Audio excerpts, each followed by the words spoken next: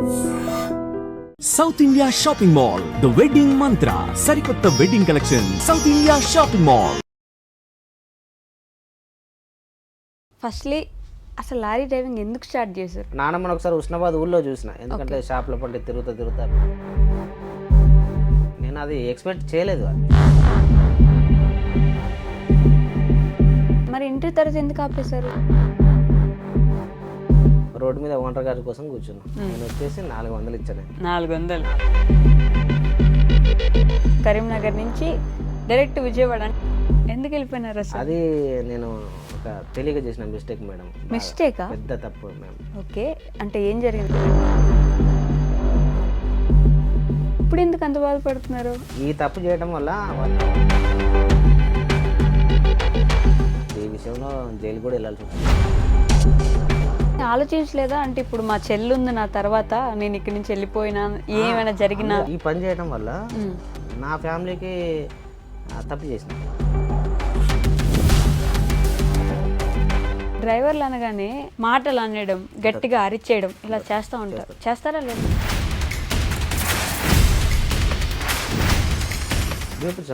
కొడతారు. ఆంధ్ర తెలంగాణలో లారీ నడపాలంటే మేడం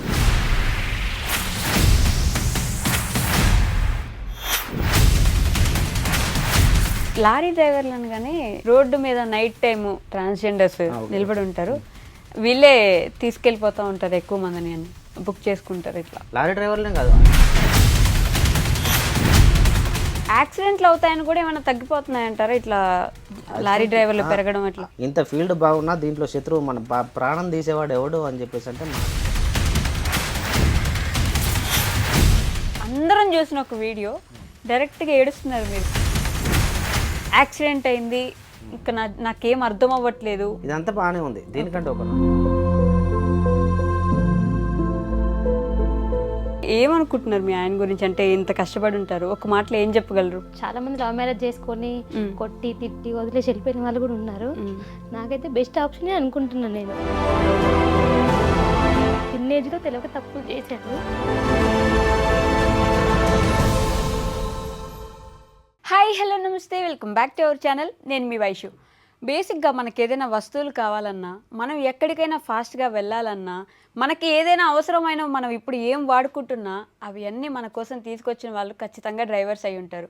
ఎందుకంటే ఊర్లు వెళ్ళి ఆ లారీల్లో తోలుకుంటూ వెళ్ళి అవన్నీ మనకి చేరవేస్తే మనం ప్రశాంతంగా వాడుకుంటున్నాం.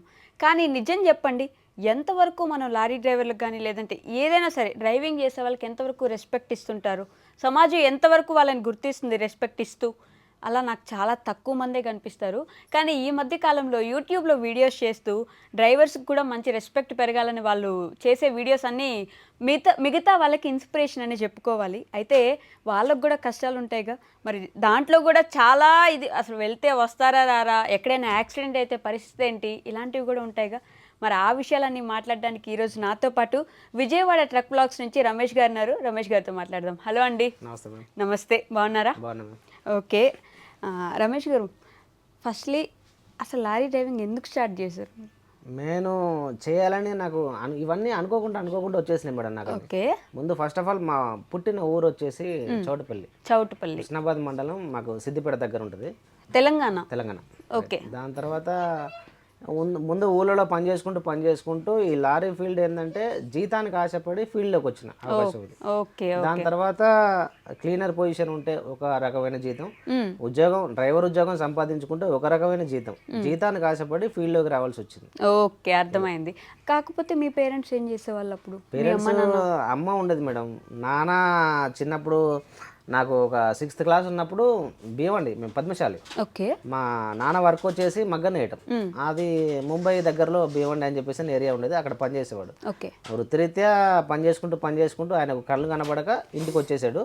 నాన్న ఇంటి దగ్గర ఉండేవాడు, అమ్మ వ్యవసాయం పని, నేను స్కూల్కి వెళ్తా చిల్లర ఈ పనులు కూడా చూసుకునేవాడిని. స్కూల్కి వెళ్ళేటప్పుడు. ఓకే, ఏ క్లాస్లో అప్పటికి మీ నాన్న? అప్పుడు 6th 7th అంతే మేము. 6th 7th మీరు పనులు మొదలు పెట్టారా? అంటే అప్పుడు ఊళ్ళో చిన్న ఈ పత్తి ఎరటం కానీ, ఈ మొక్కజొన్నలకి పిండి వేయటం, అది వ్యవసాయం పనులు అయ్యే ఉంటాయి కదా, అలాంటి పనులకి వెళ్ళేవాడిని. 20 రూపాయలకి అప్పుడు 20 రూపాయల 20. ఏమొస్తుంది అప్పుడు 20 రూపాయలు అంటే? అప్పుడు అది గొప్ప మేడం. 20 రూపాయలు అంటే నేను ఎలా చూసుకున్నాను అంటే వెళ్తే ఒక 4 రోజులు వెళ్ళేవాళ్ళు. ఓకే. 4 రోజులు అంటే 4 20 80 రూపాయలు. ఈ లోపు స్కూల్ ఒక 2 రోజులు, ఇది ఒక 4 రోజులు, వారం కంప్లీట్ అయ్యేది. ఆ రకంగా నెట్టుకొచ్చేవాడిని. ఇటు 2 రోజులు స్కూల్కి పోవాలి, అటు అది మేనేజ్ చేసుకుంటారు. ఎంతవరకు చదువుకున్నారు మరి? ఇంటర్ కంప్లీట్ చేసాము. ఇంటర్ వరకు చదువుకున్నారా? ఆ టైంలో అంటే నాన్న వచ్చేసిన తర్వాత కూడా మీ మమ్మీ చదివించారు మిమ్మల్ని? అది పని చేసుకుంటూ అమ్మ కష్టం, ఒకటి చెల్లెకు చూడాలి, నాకు చూడాలి, నాన్నకు చూసుకోవాలి, నాన్నమ్మకు చూడాలి. అమ్మది చాలా కష్టం. అబ్బో, ఇంతమంది ఉన్నారా మా ఇంట్లో? నానమ్మ, నేను, మా చెల్లెలు, నాన్న, మా అమ్మ, అందరినీ మీ మమ్మీ వ్యవసాయం చేస్తూ పోషించారు. ఊళ్ళో వ్యవసాయం అంటూ సొంతంగా ఏం లేదు, పొలం లేదు, పొలం అంటూ ఏం లేదు. మామూలుగా రోజువారీ కూలి. ఓకే. ఇది మా వర్క్. రోజువారీ కూలికి వెళ్ళి మిమ్మల్ని చదివించారంటే గొప్ప. మరి ఇంటర్ తర్వాత ఎందుకు ఆపేశారు? ఇంటర్ తర్వాత మేము ఆపడానికి కారణం నానమ్మ. ఒకసారి నేను అనుకోవాలా, ఊళ్ళో నుంచి చదువుకోవాలంటే 7 కిలోమీటర్లు వెళ్ళాలి ఉస్నాబాద్కి. ఓకే. 7 కిలోమీటర్లు వెళ్ళి నేను సైకిల్ మీద వెళ్ళి రావటం, నా తోటి ఫ్రెండ్స్ ఆటో, రోజువారీ ఆటో రావడం. నానమ్మని ఒకసారి ఉస్నాబాద్ ఊళ్ళో చూసిన, ఎందుకంటే షాప్ల పంటే తిరుగుతా భిక్షాటన చేయడం ఒకసారి చూసాను. అంటే అడుక్కోవడం నానమ్మ. నేను అది ఎక్స్పెక్ట్ చేయలేదు, చూడలా అసలు. అమ్మ ఇంటికాడ పనికి పోవడం, నానమ్మ ఈ పని చేయడం, నాతో పాటు ఉండేది. ఒకసారి నానమ్మని అలా చూసిన తర్వాత నేను ఏమనలా, సైలెంట్గా ఇంటికి వెళ్ళిపోయినా. ఇంటికి వెళ్ళిపోయిన తర్వాత నాకు నేను ఆలోచించుకున్నా, ఇది వద్దుగా ఆలోచించడం, ఇలా నాకు అనవసరం అని చెప్పేసి. ఈ ఏదైతే నేను చదువుకోవడం, అమ్మ కూలి పనికి వెళ్తుంది, అప్పటికప్పటికి వ్యవసాయం పనులు వెళ్ళిన చోటల్లో ఆమెకు దెబ్బలు. ఒకసారి కట్టెలు ఎత్తుకొస్తావు, మాకు సరైన గ్యాస్ కూడా లేదు అసలు. 2000 నాకు 20 సంవత్సరాలు 22 సంవత్సరాలు వచ్చేపాటికి మా ఇంట్లో కరెంటు లేదు. నేను మా చెల్లె నేను ఇంత రూమ్ అయితే ఓ మూలకి చిన్న దీపం పెట్టుకుని దీపం కింద చదువుకునేవాళ్ళం. ఓకే. అప్పటిదాకా కరెంట్ లేదు? కరెంట్ 2000 నాకు 22-23 సంవత్సరాలు వచ్చేవరకు ఇంట్లో కరెంట్ లేదు. ఊరంతా కరెంటు. ఒక కరెంట్ లేని ఇల్లు అంటే ఊళ్ళో మా ఒకటి. మీ నాన్నమ్మ ఎందుకు అంటే భిక్షాటన ఎందుకు చేసేవారు? ఆమెకు పని చేతనకపోయేది, చేయలేదు. ఏం పని చేసిద్ది ఆమె? మళ్ళీ కోడల కింద ఎన్ని రోజులు అని చెప్పి తింటుంది. ఆమె మనస్తత్వం ఎట్లా అంటే, నేను ఎవరి కింద ఆధారపడను, నాది నేను, అవసరం ఉంటే నేనే ఇంకో రూపాయి ఇస్తా, ఇల్లు మెయింటైన్ చేస్తా, ఆ పౌరుషం ఆమెది. అలా చూస్తుంటూ చేతనయ్యే కాడికి ఊళ్ళో ఏదైతే పని ఉంటుందో, నా వల్ల ఈ పని అవుద్ది అంటే ఆ పనికి వెళ్ళేది. అవ్వకపోతే ఇలా చూసిన నేను నానమ్మని ఒకరోజు చూసిన, నాకు మంచిగా అనిపించలేదు. ఇక అనిపించకపోతే నాకు ఈ చదువద్దు, చదువుకొని ఇప్పుడు ఇంటర్, దాని తర్వాత డిగ్రీ తర్వాత జాబ్ ఎక్కడికో ఉంది, ఇప్పటి నుంచే పని చేస్తా అని చెప్పేసి అని ఊళ్ళో పనికి వెళ్ళేవాడిని. ఊళ్ళో పనికి వెళ్ళేవారు, కూలి పనికి. మీరు కూడా ఎన్ని రోజులు వెళ్ళారు అట్లా?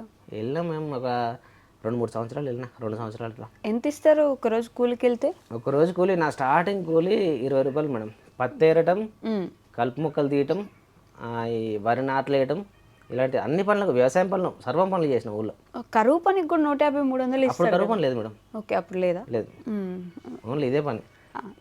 20 రూపాయలకు మీరు 3 సంవత్సరాలు చేస్తారు కంటిన్యూస్గా. ఇది చేసిన తర్వాత హుస్నాబాద్ చికెన్ సెంటర్లో పని చేస్తే 1500 అని చెప్పేసి అన్నారు నెలకి. అది బాగుంది అని చెప్పేసి అని ఫుడ్ వాళ్ళదే, మొత్తం వాళ్ళదే చూసుకుంటారు. 1/1 ఒక అవకాశం అక్కడే ఉండి కాలేజ్ కూడా చేయొచ్చు. అంటే ఎగ్జామ్స్ రాసుకుంటూ ఇది చేసుకుంటూ అది హుస్నాబాద్ అయితే బాగుంటుంది అని చెప్పి చూసాం. అలా హుస్నాబాద్కి ఎంటర్ అయిపోయినా 1500కి. దాని తర్వాత 2000 ఇస్తా అంటే కిరాణా షాప్లో పనిచేశాను. 2000 ఇస్తాను. దాని తర్వాత 2200, 2500 ఇస్తా అంటే కరీంనగర్, తిమ్మాపూర్ పాల కేంద్రంలో పనిచేసిన. క్యాన్లు వాష్ చేయడం కానీ, పాల ప్యాకెట్లు సప్లై చేయడం కానీ, లారీలో లోడ్ చేయడం కానీ, ఇలాంటి పనులు. దీని తర్వాత టర్నింగ్ పాయింట్ మా ఊరు, ఆయన ద్వారానే lorry field enter. Pachimatla Ramesh అని రీసెంట్గా చనిపోయారు ఆయన. ఆయన తీసుకెళ్ళాడు నన్ను. తీసుకెళ్ళి లారీ మీద క్లీనర్ పనిచేయి 3000 పెద్ద నాకు సాలరీ మేడం. అప్పుడు అది 3000 చాలా పెద్ద జీతం. 3000 నెలకు వచ్చి 3000 వస్తున్నాయి. పనేం లేదురా, ఖాళీ లెఫ్ట్ సైడ్ కూర్చోవడం, బండి పని చూసుకోవడం, తాడు కట్టుకోవడం, పట్ట కట్టుకోవడం. దీనికి 3000. ఇది పొద్దున 8ంటికి వెళ్ళి సాయంత్రం 6 దాకా నడుము టింగు అనేలాగా పనిచేస్తుంటే ఇంత వస్తుంది, దానికంటే ఇది బెటర్ కదా అనిపించింది. 3000కి జీతం ఆశపడి క్లీనర్ పనికి వెళ్ళినా. ఒక నెల రోజుల్లో లెఫ్ట్ సైడ్ నేర్చుకోవాల్సిన పని, ఒక క్లీనర్ నేర్చుకోవాల్సిన పని మొత్తం నేను నేర్చేసుకున్నాను. ఒక నెల నేర్చేసుకున్నా ఆయనే దగ్గరుండి ఇది ఇలా చేసుకోవాలి, ఇది ఇలా చేసుకోవాలని చెప్పి దగ్గరుండి చేయించాడు ఆయన. ఒకవేళ ఫస్ట్ నాకు వస్తాదని చెప్పేసి అంటే గురువు గారు అంటే ఆయనే ఓకే ఫీల్డ్ అంటే ఒక స్టెప్ ముందడుగు బేస్మెంట్ రైట్. ఆయన ద్వారా ఫీల్డ్లోకి వచ్చేసినాం. లారీ ఫీల్డ్లోకి అట్లా దిగినారు క్లీనర్గా. 3,000 ఇస్తారు కాబట్టి వెళ్దాం అనే వెళ్ళినారు. ఆ తర్వాత ఇంకా మళ్ళీ అట్లా చిన్నగా దాంట్లోనే ముందుకెళ్ళడం స్టార్ట్ చేశారు అంతేనా? మరి ఓన్గా లారీ ఎప్పుడు కొనుక్కున్నారు? ఓన్గా లారీ అంటే దాని తర్వాత కరీంనగర్ నుంచి విజయవాడను. కరీంనగర్ నుంచి విజయవాడ ఎందుకు వెళ్ళారు? ఈ మధ్యలో చాలా సినిమా ఉంది మేడం కరీంనగర్ నుంచి విజయవాడ అంటే. ఓకే. ఫస్ట్ ఆఫ్ ఆల్ ఎక్కడ ఆగింది మన స్టోరీ మేడం? 3,000 దగ్గర ఆగింది. అవును. నేను చేసే వర్క్ ఓనర్ దగ్గర మంచి పేరు తెచ్చుకోవడం, ఓకే, రకంగా 3600 చేశాను. 3,600 ప్రమోషన్ లా కొద్దిగా. ఓకే. 3,600 చేసిన తర్వాత నా ఫ్రెండ్స్ ఎవరైతే ఇట్లా ఉంటారో కరీంనగర్లో మంచి వాళ్ళు ఉంటారు, చెడ్డవాళ్ళు ఉంటారు. చెడ్డవాళ్ళు పరిచయం అవ్వడానికి కారణం ఈ ఉన్న ఒక ఫ్రెండ్ ఆదిల్ అని చెప్పేసి అని నా ఫ్రెండ్. ఎందుకంటే మంచి ఈ నమాజ్ చేసేవాడు 5 పూటలు. నాకు చదువుకుంటూ దాన్ని తెలుగులో నాకు ఎక్స్ప్లెయిన్ చేసేవాడు. అరే ఇలాంటి పనులు చేయకూడదు, దొంగతనాలు ఎందుకంటే దారిలో దొంగతనాలు సహజం. ఏదన్నా అప్పుడు బాగా చూసాను నేను.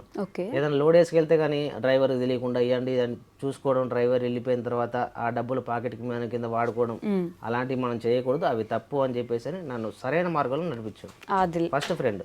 ఓకే. దాని తర్వాత దేనికోసం వచ్చావు అంటే నన్ను ఒక గోల్ వైపు నడిపేయడం. ఎలాగంటే ఈ ఫీల్డ్లోకి ఎందుకు వచ్చినాం?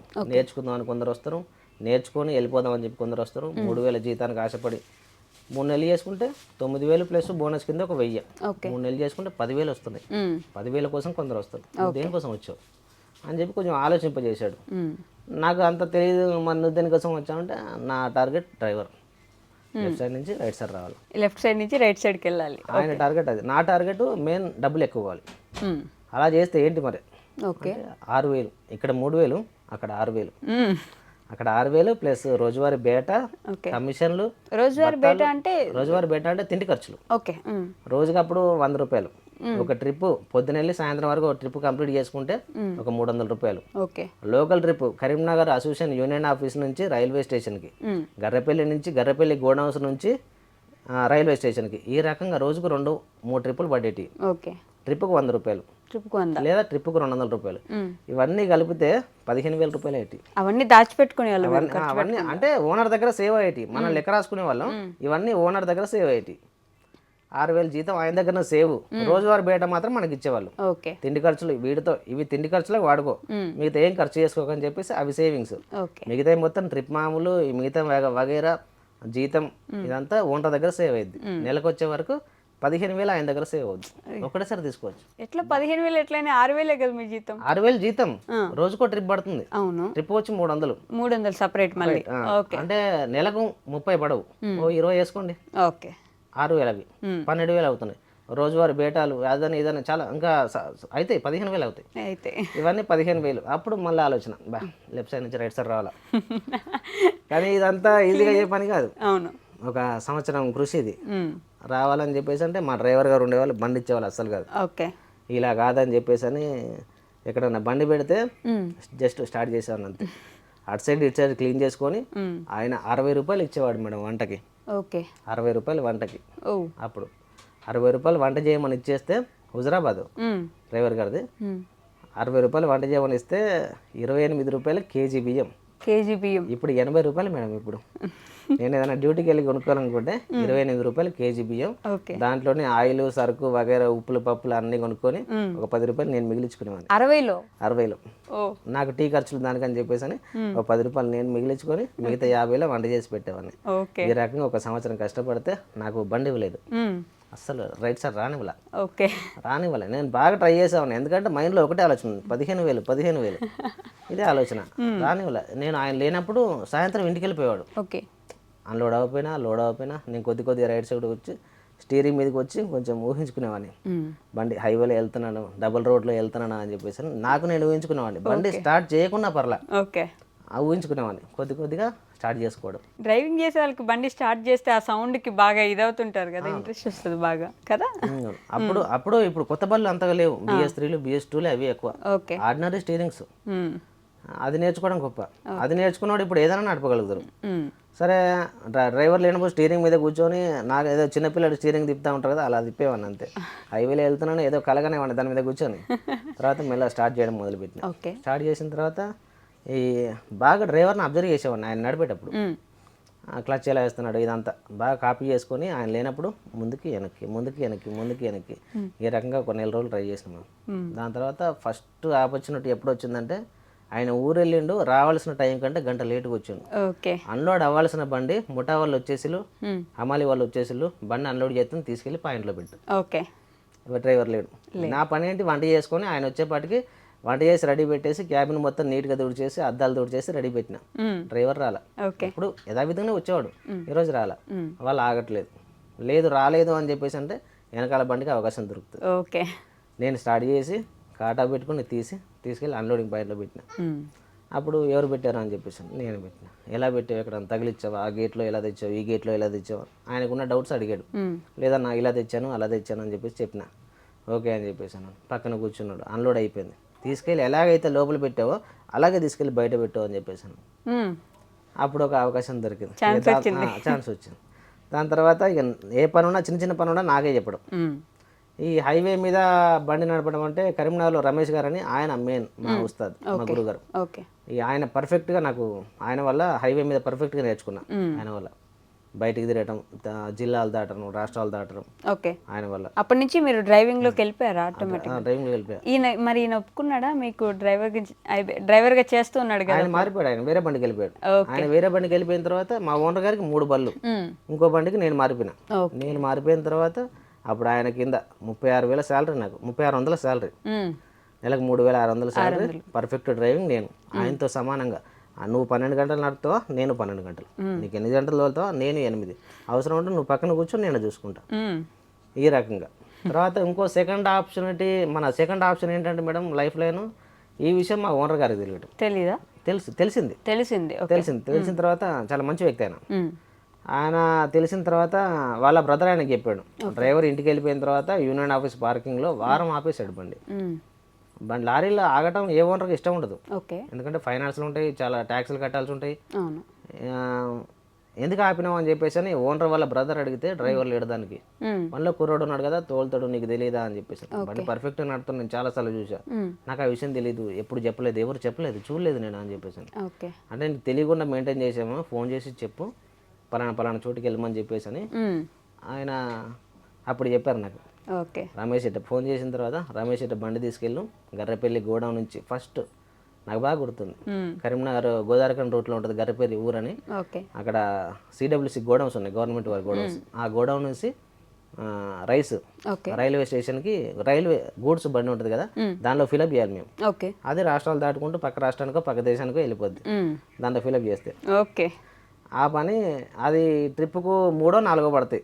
అంటే మన తెలివితేటలను బట్టి, లోడింగ్లు బట్టి. అక్కడికి వెళ్ళి ఆ ట్రిప్పులు అయిపో అని చెప్పేసి అన్నాడు. ఆ ట్రిప్పులు నడిపించు అన్నాడు. ఏంది నాకు ఏమన్నారు మీరు అని చెప్పేసి నేను అన్నా. బండి తీసుకెళ్ళి గోడౌన్ నడుస్తుంది, అక్కడికి వెళ్ళి అవి ఎంటీ గోడౌన్ అవి కొట్టు అని చెప్పేసి అన్నాడు. ఆ ట్రిప్పులు వెయ్యి అని చెప్పి అన్నాడు. నాకే నాకు చెప్పిందంటే నీకే అన్నాడు. ఆశ్చర్యపోయినా బాగా. ఎందుకంటే డ్రైవర్ ఉన్నాడేమో అక్కడ, తీసుకొని వెళ్ళు అని చెప్పి నాకు వినపడిందేమో అనుకున్నా. కానీ నాకే చెప్పింది. అటు వెళ్ళి 4 ట్రిప్పులు వేసిన. 4 ట్రిప్పులు వేసిన తర్వాత 3600 జీతం. బేటా డబ్బులు అంటే డ్రైవర్ లేకపోతే 100 రూపాయలు బేటా నాకు. ఈరోజు 4 ట్రిప్పులు వేసిన. డ్రైవర్కి అయితే 400 ఇస్తారు ఓనర్ గారు, నాకెంత ఇస్తారు? పోనీ 50 ఇచ్చినా కానీ 200 వస్తాయి. మొత్తం డబ్బులే 50 ఇచ్చినా కానీ ట్రిప్కి 50 రూపాయలు ఇచ్చినా కానీ 200 రూపాయలు వస్తాయి. సాయంత్రం ఈవినింగ్ 4 రిసీవ్లు. అది మనకు కిరాయి ఏమి ఉండదు, రిసీవ్లు అని చెప్పి ఇస్తారు. 4 రిసీవ్లు చేతిలో పట్టుకొని రోడ్డు మీద ఓనర్ గారి కోసం కూర్చున్నా. ఆయన వచ్చేసి 400 ఇచ్చాను నేను. First salary 400. ఈ 400కి నేనేం చేశానంటే, నేను బండి నడిపినా అని చెప్పేసి నా తోటి క్లీనర్కి మొత్తం చెప్పుకోవడం. ఈ 400 రూపాయల నోట్ల మీద గాంధీ నోట్ల ప్లేస్లో నా ఫోటో వేసుకున్నాను. నా ఫస్ట్ శాలరీ దాచుకోవాలని చెప్పేసి మీ ఫోటో వేసుకున్నారా? గాంధీ ఉన్న ఫోటోలో నా passport size photo same Gandhi సైజులో కట్ చేసుకొని అక్కడ నా ఫోటో వేసుకున్నాను. పని చేస్తే అవి అంటే ఖర్చు పెట్టాలని కాదు కానీ దాచుకోవాలని. ఈ రోజు నేను సంపాదించిన అక్కడ నుంచి ఇట్లా ఎంతవరకు చదువుకున్నావు అని చెప్పేసి అంటే ఇంటర్ కంప్లీట్ చేసిన. లైసెన్స్ పెట్టుకో అని చెప్పేసి లైసెన్స్ అయింది. దాని తర్వాత హెవీ అయింది. అక్కడే హెవీ అయిన తర్వాత నాన్నగారికి కొద్దిగా ఒంట్లో బాగాలేదని చెప్పేసి ఇంటికి వచ్చేసిన. మళ్ళీ ఇంటికి వెళ్ళిపోయినారా? ఇంటికి వచ్చేసిన. ఇంట్లో 1 సంవత్సరం. దాని తర్వాత నాన్నగారు చనిపోవడం. ఓకే, మరీ బాగాలేకుండా ఉంది బాగాలేకుండా అయిపోయింది. నాన్నగారు చనిపోవడం, దాని తర్వాత చెల్లెలు కాలేజీకి, కాలేజీ నేనే చూసుకోవాలి, కాలేజీ ఫీజులు చూసుకోవాలి, ఇంటికాడ కొద్దిగా ఇల్లు అప్పుడు కొంచెం తెలిసింది ఇల్లు బాగా చేసుకోవాలి. ఇంట్లో కరెంట్ లేదు, ముందు చెప్పుకున్నాం కదా 22 సంవత్సరాలు వచ్చేదా కరెంట్ లేదని. అప్పటిదాకా కరెంట్ లేదు. అప్పుడు నేను ఇంట్లో ఉండేవాడిని కదా, నేను బయట తిరిగేవాడిని కదా. ఇల్లు బాగా చేయించుకోవాలి, ఇంట్లో కరెంట్ తెచ్చుకోవాలి. మెల్లమెల్లగా ఈ బాత్రూమ్స్ కట్టించాను. దాని తర్వాత ఇంట్లో కరెంటు, కొద్దిగా ఇల్లు బాగా చేయించుకోవడం, చెల్లెల్ని టీటీసీ అని చెప్పేసి హన్మకొండలో కాలేజ్ జాయిన్ చేయడం. ఇప్పుడు గవర్నమెంట్ జాబ్ అన్ని డబ్బులు బాగా వచ్చినాయి అయితే అప్పుడు. బాగా వచ్చేది. దాని తర్వాత డ్రైవర్ అయిపోయి 1 సంవత్సరం పని చేసిన తర్వాత నాన్న సరిగ్గా లేకపోవడం వల్ల మళ్ళీ ఇంటికి వచ్చేసిన. ఇంటికి వచ్చేసి ఇంటికాడ ఈ ఫెసిలిటీస్ అన్ని ఈ సంవత్సరం సంపాదించిన డబ్బులు ఇక్కడ పెట్టినారు మొత్తం ఇట్లా అయిపోయింది. చెల్లిని కాలేజీలో జాయిన్ చేశారు. ఇప్పుడు గవర్నమెంట్ జాబ్ అంటే పంచాయతీ కార్యదర్శి. ఓకే, పంచాయతీ కార్యదర్శి. నైస్. ఓకే, అమ్మ ఇంటి దగ్గరే హౌస్. ఇప్పుడు కూడా ఇంకా వర్క్ ఏమైనా చేస్తున్నారా? వర్క్ ఏం లేదు, ఖాళీగా ఉంటుంది అంతే. అయితే ఓకే. అంటే మీరు ఇంకా ఇప్పుడు కూడా ఇంకా ఆవిడ చేస్తే వ్యవసాయం చేసుకుంటా కూలీ చేస్తే కష్టమే కదా. మామూలుగా మేము వచ్చేసి ఫ్యామిలీతో విజయవాడలో ఉంటాం. మా దగ్గర ఉండదు, వచ్చినా ఎప్పుడన్నా 10 రోజులు అంతే, అంత మించి సిటీ వాతావరణం పడదు, ఇంటి దగ్గరే ఉంటుంది. పింఛన్ వచ్చింది, ఆ ఇల్లు వాతావరణం చూసుకుంటూ, ఆ చుట్టుపక్కల చూసుకుంటూ అక్కడే ఉంటారు. మరి అక్కడి నుంచి మీరు కరీంనగర్ నుంచి డైరెక్ట్ విజయవాడ అంటే తెలంగాణ దాటిపోయి ఆంధ్రాకి ఎందుకు వెళ్ళిపోయినారు అసలు? అది నేను ఒక తెలియక చేసిన మిస్టేక్ మేడం. మిస్టేకా? పెద్ద తప్పు మ్యామ్. ఓకే, అంటే ఏం జరిగింది? అంటే మీరేమంటారు, ఒకటి లవ్ మ్యారేజ్, లవ్ చేయడం దీని గురించి అని చెప్పేసి ప్రేమ. మీకు ఒక క్వశ్చన్ అడుగుతున్నాను. ప్రేమ? రైట్, అదే మేడం. ఓకే, మీరు ప్రేమించారా? ఊళ్ళో ఉన్న అమ్మాయిని ప్రేమించిన. కరీంనగర్లో ఉన్న అమ్మాయిని? లేదు, మా ఊరు చౌటుపల్లి. ఓకే, చౌటుపల్లిలో ఉన్న అమ్మాయిని ప్రేమించి ఈ పని చేయాలి. కాదండి, ఎప్పుడు గ్యాప్ ఎలా వచ్చింది? మీరు లారీకి వెళ్ళే అయితే ఆ డ్యూటీకి వెళ్ళి నాన్న బాగాలేడు ఇంటికి వచ్చేసాను అని చెప్పిన, నేను ఇంటి దగ్గరే ఉండాలి. నాన్న చూసుకోవాలి, చెల్లి కాలేజ్ చేస్తుంది, కాలేజీకి నేను ఇంటి దగ్గరే ఉండాలి, అటు ఇటు దింపాలి. కావాలంటే ఒక ఆటో కావాలని చెప్పేసి నాకు అనిపించింది. వచ్చిన డబ్బులతో ఇల్లు బాగా చేయించుకుని ఒక ఆటో కొనుక్కున్నా. ఇటు నాన్నని అమ్మని అటు చెల్లిని కాలేజీకి పోతా పికప్ చేసుకుంటూ ఒకసారి లేట్ అయిపోయేది, బస్సు టైం మీద వచ్చేది కాదు. 7:30 అంటే మా ఏరియాకి మొత్తం బంద్, అసలు ఏం బైక్ కూడా కనబడేది కాదు. నేనే ఆటో తీసుకెళ్లి హుస్నాబాద్ పికప్ ఇంటికి సేఫ్గా తీసుకొచ్చేవాడు. ఆటో ఉండటం వల్ల ఒక బెటర్ అనిపించింది. 1 సంవత్సరం 2 సంవత్సరాలు ఊళ్ళో ఉన్నా ఈ ఆటో పట్టుకొని. ఇక ఈ ఫీల్డే ఈ తప్పు చేసేలాగా చేసింది నన్ను. ఏ తప్పని ఎందుకు అంటున్నారు ఇప్పుడు? నేను తప్పు అంటున్నాను, మీరేమంటారు మేడం? తప్పని ఎందుకు అంటారండి? పెళ్లి చేసుకుంటే ఇంకా లేదు, తప్పు మేడం, చాలా తప్పు. ఎందుకు? చాలా తప్పు. అంటే ఏం జరిగింది అప్పుడు? జరిగింది అంటే ఈ ప్రేమ అనేది ఉన్న వాళ్ళకే కరెక్ట్, లేని వాళ్ళకి కరెక్ట్ కాదు. చాలా మంది ఆలోచించారు కానీ ఏమున్న వాళ్ళకి కరెక్ట్. ఇది నాలాంటి వాళ్ళకి నా లైఫ్ ఎలాంటిది మేడం? ఇప్పుడు నా ఒక అరగంట చూశారు నన్ను, ఎలాంటిది అనుకుంటున్నాను నా లైఫ్? మరి కొంచెం రైట్. ఏంటంటే సొంతంగా ఆస్తులేం లేవు, ఎప్పుడో తాత నానమ్మ వీళ్ళు కట్టించిన ఇల్లు, నేను చేసుకుంటేనే డబ్బులు. అవును. మళ్ళీ నేను మా అమ్మ చేస్తే ఒక ఇంట్లో ఇంకా 3, చెల్లె చదువుకునే స్టేజ్లో ఉంది, నాన్న ఇంటి దగ్గరే, నానమ్మ ఇద్దరం చేస్తే ఇల్లు నడవాలి. ఇలా స్టేజ్, అలాంటి స్టేజ్ లో ఈ ఆటోలో వెళ్తున్నప్పుడు ఏమైనా పిక్ చేసుకుని డ్రాప్ చేసేవాళ్ళ మీరు? ఆమెని అమ్మాయి కాలేజ్ చేసేది, చదువుకుంటుండేది. ఇక దీనివల్లే ఇది జరిగింది. అప్పుడు తెలియక మేడం నేను ఇది తప్పు చేయాల్సి వచ్చింది. ఇప్పుడు బాధపడుతున్నా చాలా. అయ్యో, చాలా అంటే చాలా. ఇప్పుడు ఎందుకు అంత బాధపడుతున్నారు?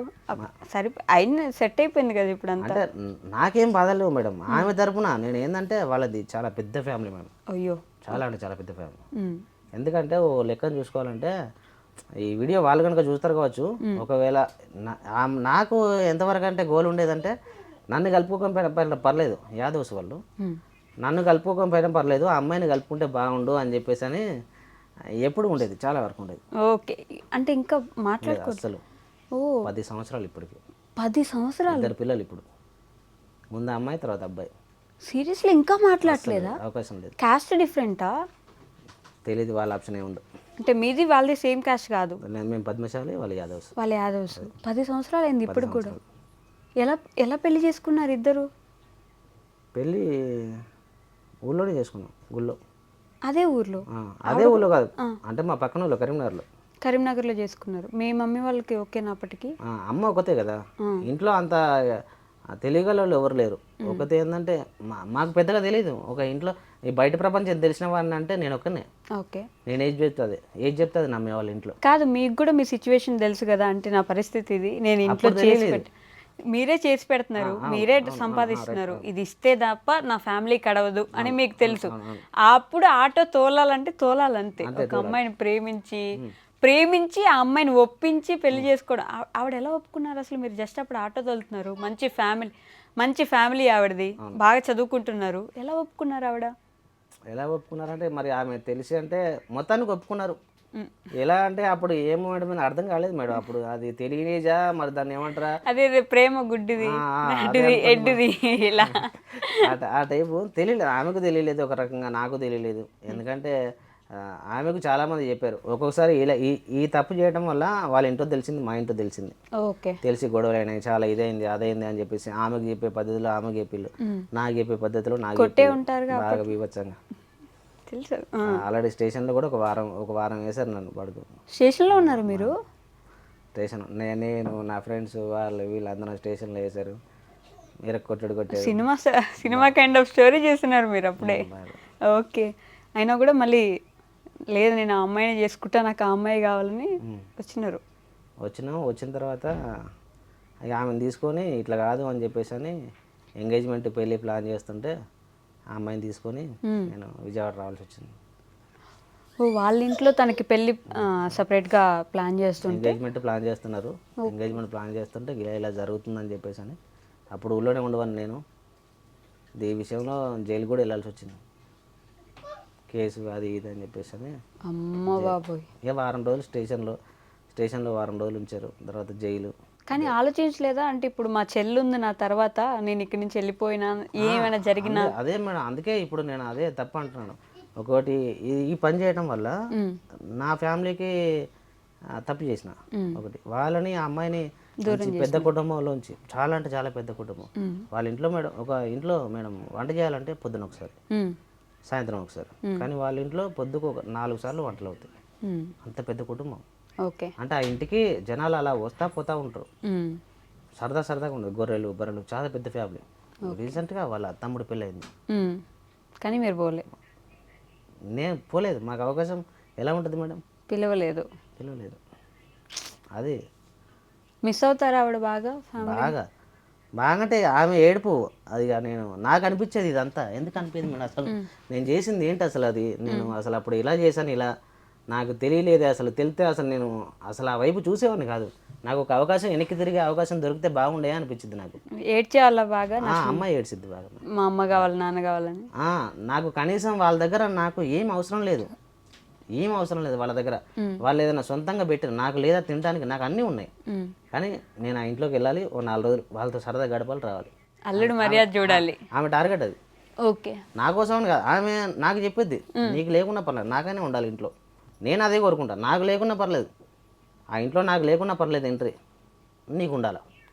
నువ్వు ఆ ఇంటి పిల్లవే కదా, నీకు ఉండాలి. ఒక 4 రోజులు ఉండి అట్లా. ఈ ఇంటర్వ్యూ చూసిన తర్వాత పిలుస్తారులేండి.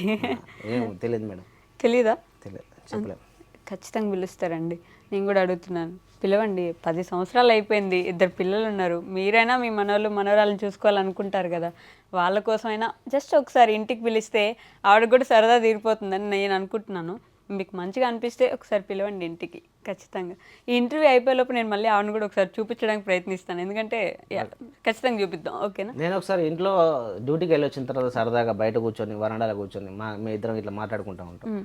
కూర్చొని మరి ఏంటి సంగతి అని చెప్పేసి అని అంటే, నాన్న వాళ్ళ దగ్గర నాకు ఏం తీసుకునే ఉద్దేశం లేదు, నీకేమైనా ఉందా అని చెప్పేసి అంటే, మీ మామగారు సొమ్ము నీకేమైనా ఆశపడే, లేకపోతే నన్ను ఆస్తి కోసం పెళ్లి చేసుకున్నావా, నీకేమైనా ఉందా అని ఇట్లా మేము ఇట్లా ఎలాగో మన ఇద్దరం ఎలాగైతే ఇంటర్వ్యూ చేసి మీరు నా క్వశ్చన్ అడుగుతున్నారో, ఆమె కూడా నన్ను అడిగేది, ఇట్లా అత్తగారి సొమ్ముకి మామగారి సొమ్ముకి నీకేమైనా ఆశ ఉందా? అబ్బో నాకు అసలు లేదు, నువ్వు సొంతంగా తెచ్చుకుంటా అంటే కూడా నేను వద్దంట. ఆమె కూడా అంతే, నాకేం అవసరం లేదు ఇంటి దగ్గర, జస్ట్ నేను వాళ్ళతో మాట్లాడితే చాలు, నాతో మాట్లాడితే చాలు, నా పిల్లల్ని దగ్గర తీసుకుంటే చాలు. ఇది ఆమె కోరిక. ఎవరు అర్థం చేసుకోవాలి దీన్ని? ఎవరు అర్థం చేసుకోరు. నాకు అప్పుడు అనిపించేది, నేను ఇది చేసిన తప్పు, నేను అనేవాడిని అసలు ఆ ఇంటి వైపు చూడకుండా, ఆ ఊళ్ళో లేకుండా ఉండేది ఉంటే అసలు మహారాణిలో ఉండేది, ఓ రేంజ్లో ఉండేది ఆ అమ్మాయి. ఇప్పుడు కూడా మీరు మహారాణిలా చూసుకుంటున్నారు కదా. ఇప్పుడు బాగానే ఉందిలేండి. ఎంతైనా తల్లిదండ్రి సపోర్ట్ ఉన్నది, ఇప్పుడు ఎవరు లేరు. ఆమెకి ఎవరున్నారు? తల్లిదండ్రుల సపోర్ట్ లేదు, అత్తమామ సపోర్ట్ లేరు, ఉన్నది నేను ఒక్కనే. అత్తమామ సపోర్ట్ ఏంటి? అత్తుంది, ఆమె ఇంటి దగ్గర ఉంటుంది. అంటే సపోర్ట్ అంటే ఒక డెలివరీ, 2 పిల్లలు. మేము డెలివరీ ఎట్లయింది అనుకున్నారు? 10 సంవత్సరాలు. విజయవాడ నుంచి ఊళ్ళో అడుగు పెట్టడానికి పెద్ద నాకు తపస్సు అయిపోయింది, పెద్ద టాస్క్ అయిపోయింది. విజయవాడ నుంచి మళ్ళీ ఎప్పటిలాగా ఊళ్ళో అడుగు పెట్టాలి. ఎందుకు అడుగు పెట్టాలి? చెల్లి ఉంది, చెల్లి పెళ్ళి చేయాలి, నేనే చూసుకోవాలి. అమ్మ ఉంది, అమ్మని చూసుకోవాలి. నానమ్మ దగ్గరకు వచ్చేసింది, వీళ్ళని నేనే చూసుకోవాలి. చాలా ఇంతవరకు దాకా వచ్చింది చాలా అని చెప్పేసి ఈమె ఇలా జరిగిన తర్వాత పెళ్లి చేస్తున్నారు. సరే అసలు మ్యాటర్లో వెళ్దాం. పెళ్లి చేస్తున్నారు అని చెప్పేసి అన్న తర్వాత నేను తీసుకొని విజయవాడ వెళ్ళిపోయాను. విజయవాడ ఏంటంటే కొద్ది రోజులు అక్కడ ఉద్యోగం చేసిన, ఒక 4 నెలలు. ఎవరు ఇచ్చారు అప్పటికప్పుడు ఉద్యోగం మీకు? అప్పటికప్పుడు ఉద్యోగం అంటే మేము రోడ్డు మీద తిరుగుతూ ఉన్నా. ఒక వ్యక్తి క్లీనర్ కావాలి అని చెప్పేసి అని ఈ కరీంనగర్లో ఒక చోట చేసి ఒక చోట మానేసిన తర్వాత, అంటే ఇప్పుడు ఒక లారీ ఒక చోటుకి వెళ్ళిద్ది, కరీంనగర్ బండి ఒక ఫ్యాక్టరీకి వచ్చింది, అదే ఫ్యాక్టరీకి విజయవాడ బండి వచ్చింది. వచ్చిన తర్వాత ఆ క్లీనర్ నేను కలిసి మాట్లాడుకునే వాళ్ళం. ఎక్కడ మీద అంటే విజయవాడ, ఎక్కడ మీద అంటే కరీంనగర్. అప్పుడు కూడా అంతే సేమ్. నీకెంత శాలరీ, నాకెంత శాలరీ? నాకు 3,036 శాలరీ, అక్కడ 4,000 శాలరీ. సరే ఒకసారి అడిగేద్దామని చెప్పేసి అటు చూసా. 4 నెలలు పని చేసా, బాగానే వచ్చింది. 4 నెలల 16,000 సంపాదించుకొని తిరిగి వచ్చేసింది. తిరిగి రావడం దేనికంటే దూరం అయిపోతుంది, బాగా దూరం అయిపోతుంది. అప్పుడు ఎక్కడున్నారు తను? ఐ మీన్ మీ వైఫ్ ఎక్కడున్నారు? ఇంటి దగ్గర చోటపల్లి. అంటే అప్పుడు ముందు స్టార్ట్ ఇది అంటే ఇది ఈ లవ్ మ్యాటర్లోకి దిగ ముందుకు, ఆ అమ్మాయి చేపట్టుకో ముందుకు. సరే విజయవాడ ఒక 4 నెలలు పరిచయం ఉంది. పరిచయం ఉన్న తర్వాత ఈ అమ్మాయిని తీసుకొని విజయవాడ రావాల్సి వచ్చింది. వచ్చిన తర్వాత ముందు ముంబైకి అక్కడికి ఎక్కడన్నా దూరం వెళ్ళిపోదామని చెప్పేసి. ఎక్కడికి వెళ్ళినా ఆమె సజెషన్ ఏంటంటే ఎక్కడైనా వెళ్తే అక్కడ భాష మాట్లాడుకునే భాష ఏంటి? హిందీ. మనకు రాదు, మనం అక్కడ నెట్టుకు రాలేము. విజయవాడ ఎప్పుడో అన్నావు కదా, ఈ విషయాలన్నీ ఆమెతో షేర్ చేసుకునేవాడిని. విజయవాడలో ఒక 4 నెలలు ఉన్నా అన్నావు కదా, విజయవాడలో ఏంటి, ఏం భాష మాట్లాడతారని? తెలుగు. అక్కడికి వెళ్దాం, చూద్దాం, మీ ఇక్కడ ఇట్లా మీ గురుగారు ఎవరో ఉన్నారన్నావు కదా, సాయం చేద్దామని చెప్పేసి అడుగుదాం అని చెప్పేసి అంటే ఆమె కోరిక మీద విజయవాడ వెళ్ళాల్సి వచ్చింది. విజయవాడ వెళ్ళి ఆయన కలిసినాం. ఆయన కలిసిన తర్వాత నేను ఇలా చేశాను బాబాయ్ అని చెప్పేసి, గురుగారిని బాబాయ్ అని చెప్పి పిలిచాను. మరి ఏం పని చేస్తావు నువ్వు, తీసుకురావటం వద్దు అని చెప్పేసాను. లేదు, వాళ్ళ ఇంటి దగ్గర ఇచ్చేద్దాం అమ్మాయిని, నువ్వేం పని చేయగలవు, సంసారాన్ని నెట్టుకు రావడం నీ వల్ల కాదు అని చెప్పేసి అనేసాడు. నన్ను 0 కింద లెక్కేశాడు. ఎవరు? మా గురుగారు. అవ్వదు, నీ వల్ల అవ్వదు. ఒక రూమ్ చూసుకోవడం, డ్యూటీ చేసుకోవడం, బయట ఉద్యోగం చేయడం, ఇవాళ బయట ఎట్లున్నాయి ఖర్చులు, ఫ్యామిలీని మెయింటైన్ చేయడం, ఇప్పుడు మెయింటైన్ చేస్తే అయిపోయినా రేపు పొద్దున పిల్లలు, వాళ్ళని మెయింటైన్ చేయడం. ఆ అమ్మాయికి ఎవరు సపోర్ట్ లేరు, నీకెవరు సపోర్ట్ లేరు, చేయలేవు నువ్వు అన్నాడు. లేదు నేను ఏదో ఒకటి మళ్ళీ వెనక్కి తిరిగి వెళ్ళినాయి అని చెప్పేసి అని ఆయన పట్టుకొని కూర్చున్నా. సరే ఏదో ఒకటి రూమ్ చూపిస్తా, ఇల్లు చూపిస్తా, మరి ఏం పని చేస్తావు అంటే లైసెన్స్ తీసి ఆయన ముందు పెట్టిన, హెవీ లైసెన్స్, లారీ నడపడానికి. ఇది ఒక్కటి చాలరా బతకడానికి అని చెప్పేసి బాగా ధైర్యం ఇచ్చేసింది. రెడ్డి గారు ఆయన పేరు, బాగా ధైర్యం ఇచ్చేసి ఒక ఓనర్ని పిలిచాడు. ఓనర్ కమ్ డ్రైవర్ ఆయన, నాని గారు అని. ఆయన రీసెంట్గా నేను అక్కడ విజయవాడలో అడుగుపెట్టినప్పుడు వాళ్ళ అమ్మ చనిపోయి ఆయన బైక్ పై నుంచి వెళ్తుంటే చెయ్యి ఇరిగిపోయి, కుడి చెయ్యి ఇరిగిపోయి రెస్ట్లో ఉన్నారు ఆయన. లారీ పక్కన ఉంది, దానికి డ్రైవర్ కావాలి. టైం మీద నేను దానికి కూడా ట్రిప్ కో డ్రైవర్ వస్తున్నారు. ఆయనకి సరిపోట్ల, నాకు సరిగా నడపట్లేదు అనిపించింది. నన్ను చూసి ఆ లైసెన్స్ తీసుకొని ఆయన జేబులో పెట్టుకొని, మీ బాబాయ్ని మర్చిపో, నేనే నీకు అన్నయ్య లెక్క, ఓ రూమ్ ఇప్పిస్తా, అది ఇప్పిస్తా, నా చెయ్యి ఇది, ఒక 6 నెలలు దాన్ని మెయింటైన్ చెయ్యి అని చెప్పేసి అని 10,000 చేతిలో పెట్టాడు. కరీంనగర్ నుంచి ఇటు మా ఊరు నుంచి ఇటు వచ్చేటప్పుడు 1,500 జేబులో వేసుకొని వచ్చిన. 1,500 ఆల్రెడీ ఆ ట్రైన్ జర్నీలు మధ్యలో తింటాం, ఇది అది 2 రోజులు జర్నీ అయిపోయింది. అటు ఇటు తిరగడం అయిపోయింది. దాంట్లో 100-200 మిగిలిన విజయవాడలో అడుగుపెట్టేపాటికి 100-200 జేబులో ఉన్నాయి. ఆయన 10,000 ఇచ్చారు. 10,000 ఇచ్చేసి బైక్ ఇచ్చారు. ఆయన ఏ విధంగా సొంతంగా నడుపుతున్నారో ఆ బైక్ ఇచ్చేసి ఆయన ఇంకో బైక్ మీద తీసుకెళ్ళి ఆ విజయవాడకి పక్కనే గురునానక్ కాలనీ అని చెప్పేసి అని, ఆ కాలనీకి పక్కనే ఇది ఏరియా బాగుంటుంది, డ్రైవర్లు అందరూ ఈ ఏరియాలో ఉంటారు, రెంట్లు కూడా అందుబాటులో పర్ఫెక్ట్గా ఉంటాయి, మనుషులు కూడా కలివిడిగా బాగుంటారు. ఈ ఏరియా అయితే బాగుంటుంది మీకు. నువ్వు ఒకవేళ రేపు ఉద్యోగానికి పోయినా కూడా అమ్మాయి హాస్టల్లో ఉన్నట్టుంటుంది, లేడీస్ హాస్టల్లో. పక్క వారందరూ వీళ్ళు ఇక్కడ వాళ్ళే కూడా అక్కడ వాళ్ళు చాలా మంది వచ్చినాం, నీకైతే పర్ఫెక్ట్ అని చెప్పేసి అలాంటి ఏరియా నాకు చూపించాడు. చూపించేసి 1,500 రెంట్, ఫస్ట్ రెంట్ విజయవాడలో ఫస్ట్ ఇల్లు అద్దె 1,500 రెంట్. నేను ఈయన ఇచ్చిన 10,000 తోటి చిన్న గ్యాస్, చిన్న గ్యాస్, ఇంత చిన్న గ్యాస్, 2 గిన్నెలు, ఒక కింద వేసుకునే చేప ఉమ్, ఇలా ఇది తెచ్చుకున్నాం. ఇది తెచ్చుకున్న తర్వాత ఒక 10 days రెస్ట్ తర్వాత డ్యూటీ హైదరాబాద్ విజయవాడ తిరగాలి. ఓకే. 2 రోజులకు ఒక ట్రిప్. ఉమ్, 2వ రోజు ఇంటికి వచ్చేసేవాడిని. ఒక రోజు ఇంటి దగ్గర ఉండను, 2వ రోజు ఇంటికి వచ్చేస్తా. ఓకే. ఇంటికి వచ్చిన తర్వాత మళ్ళీ 2 రోజులు రెస్ట్, 3వ రోజు మళ్ళీ డ్యూటీ. ఈ విధంగా ఆయన దగ్గర ఒక 6 నెలలు పనిచేసిన. ఓకే. 6 నెలలు పనిచేసిన తర్వాత నాకు ట్రిప్కి వచ్చి 2,000, 2,200 అలా వచ్చేటి. ఓకే. నెలకు వచ్చి పర్ ట్రిప్లు వేసేటి. లెక్క చూసుకుంటే 22,000 వస్తుంది నెలకు వచ్చి. ఓకే. చిన్న బండి, క్లీనరు పక్కన, డ్రైవర్గా, లోడింగ్ వాళ్ళే చేపిస్తారు, అన్నీ బాగుంది. 22,000 2 రోజులకు మళ్ళీ ఇంటి దగ్గర అని చెప్పేసి అని ఒక 6 నెలలు పనిచేసిన. దాని తర్వాత ఆయనకు చెయ్యి బాగా అయిపోయింది. ఓకే. బాబు నువ్వు వేరే కాడ ఉద్యోగం నీకు చూపిస్తా, అక్కడ చేసుకోను, నేను నా బండి తోలుకుంటా, సొంతంగా నేను నడుపుకునేవాడిని, ఎవరికి ఇవ్వను బండి ఓకే. అని చెప్పేసి అంటే వేరే కాడ ఉద్యోగం ఆయనే మాట్లాడిండు. ఆయన దగ్గర టర్నింగ్ పాయింట్ మళ్ళీ ఓకే. మళ్ళీ ఆయన దగ్గర అబ్దుల్ బాకిల్ గారు అని ఆయన దగ్గర ఆయన ఉద్యోగం ఇచ్చిన తర్వాత ఆయన దగ్గర 2 సంవత్సరాలు పనిచేసిన. 2 సంవత్సరాలు కలివిడిగా ఓనర్ లాగా కాకుండా ఫ్రెండ్ లాగా, ఇలా ఉండాలి అలా ఉండాలి, విజయవాడలో ఇలా ఇలా ఈ రూట్ అటు ఈ రూట్ ఇటు, ఇక్కడ నెట్కు రావాలంటే ఇలా మెయింటైన్ చేయాలి, ఇలా నువ్వు ఇలా ఉంటే కష్టం తొక్కేస్తారు, నేను ఎదిగిపోయేవాడు, ఈ మెంటాలిటీ ఉండాలి నీకు అని చెప్పేసి అని నన్ను బాగా రుద్దేశాడు. రుద్దేసి చూసిన ఆయన దగ్గర పని చేసిన. దాని తర్వాత ఇంటికాడ కావాల్సిన వస్తువులన్నీ నేను 1 by 1 తెచ్చుకుంటా ఉన్నా. ఓకే. ఇంట్లో మంచి డెకోలో మంచం అయిపోయింది, ఫ్రిడ్జ్ అయిపోయింది, ఏసీ అయిపోయింది, కాస్ట్లీ సామాన్లు అయిపోయినాయి. దాని తర్వాత ఆయన దగ్గర 2 సంవత్సరాలు పని చేసిన తర్వాత మా పాప డెలివరీ, మా అమ్మాయి కడుపులో ఉంది, అమ్మాయి డెలివరీ కోసం అని చెప్పేసి ఆయన దగ్గర ఉద్యోగం మానేసిన. ఉద్యోగం మానేసి ఏంటండి అని చెప్పేసి అంటే 6 నెలలు రెస్ట్, రాన్ డ్యూటీకి. డెలివరీ చేసేవాళ్ళు ఎవరు లేరు. ఫస్ట్ డెలివరీ చందమామ హాస్పిటల్లో డెలివరీ. అటు ఇటు అమ్మ వాళ్ళు ఎవరూ లేదు. ఓకే. డెలివరీ ఎట్లా కావాలి మేడం? అమ్మాయి డెలివరీ అంటే ఎంతమంది ఉండాలి వెనకాల సపోర్ట్, ఏం లేదు. నాకు బాగా హోప్స్ ఒక అమ్మలాగా చూసుకుందంటే చందమామ హాస్పిటల్ మేడం. ఓకే. డాక్టర్ గారు నెంబర్ 1 ఆమె. తర్వాత కాలనీలో ఇంకా ఆమె లడ్డక్క అని చెప్పేసి ఆమె వల్ల ఓకే బాగా ఫేమస్, నాకు బాగా హెల్ప్ చేశారు. ఇలా వాళ్ళిద్దరి వల్ల నేను ఆ డెలివరీ చేసుకోగలిగిన. పెద్ద ఆపరేషన్, ఫస్ట్ డెలివరీ ఓకే. పెద్ద ఆపరేషన్, అమ్మాయి పుట్టింది. ఓకే. 10 రోజులు నేనే చూసుకున్నాను మొత్తం మా హాస్పిటల్లో, ఇది అది అని చెప్పేసి సేఫ్గా ఇంటికి వచ్చేసినాం. ఇంటికి వచ్చేసిన తర్వాత కాలనీలో అప్పటికే 2-3 సంవత్సరాలు అయిపోయింది చూస్తా. ఓకే. 2-3 సంవత్సరాలు అయిపోయింది. 2-3 సంవత్సరాల్లో అందరు పరిచయం అయిపోయారు. ఇంటికి వచ్చి వాళ్ళందరూ ఇది అంటే జాగ్రత్తలు, చిన్నపిల్లకి తెలియదు, తినాల్సినవి కొన్ని ఉంటాయి, తినకూడని కొన్ని ఉంటాయి, ఇలా అన్ని జాగ్రత్తలు చెప్పించేవాళ్ళు. నా తర్వాత ఫస్ట్ అమ్మాయి, నా తర్వాత అబ్బాయి,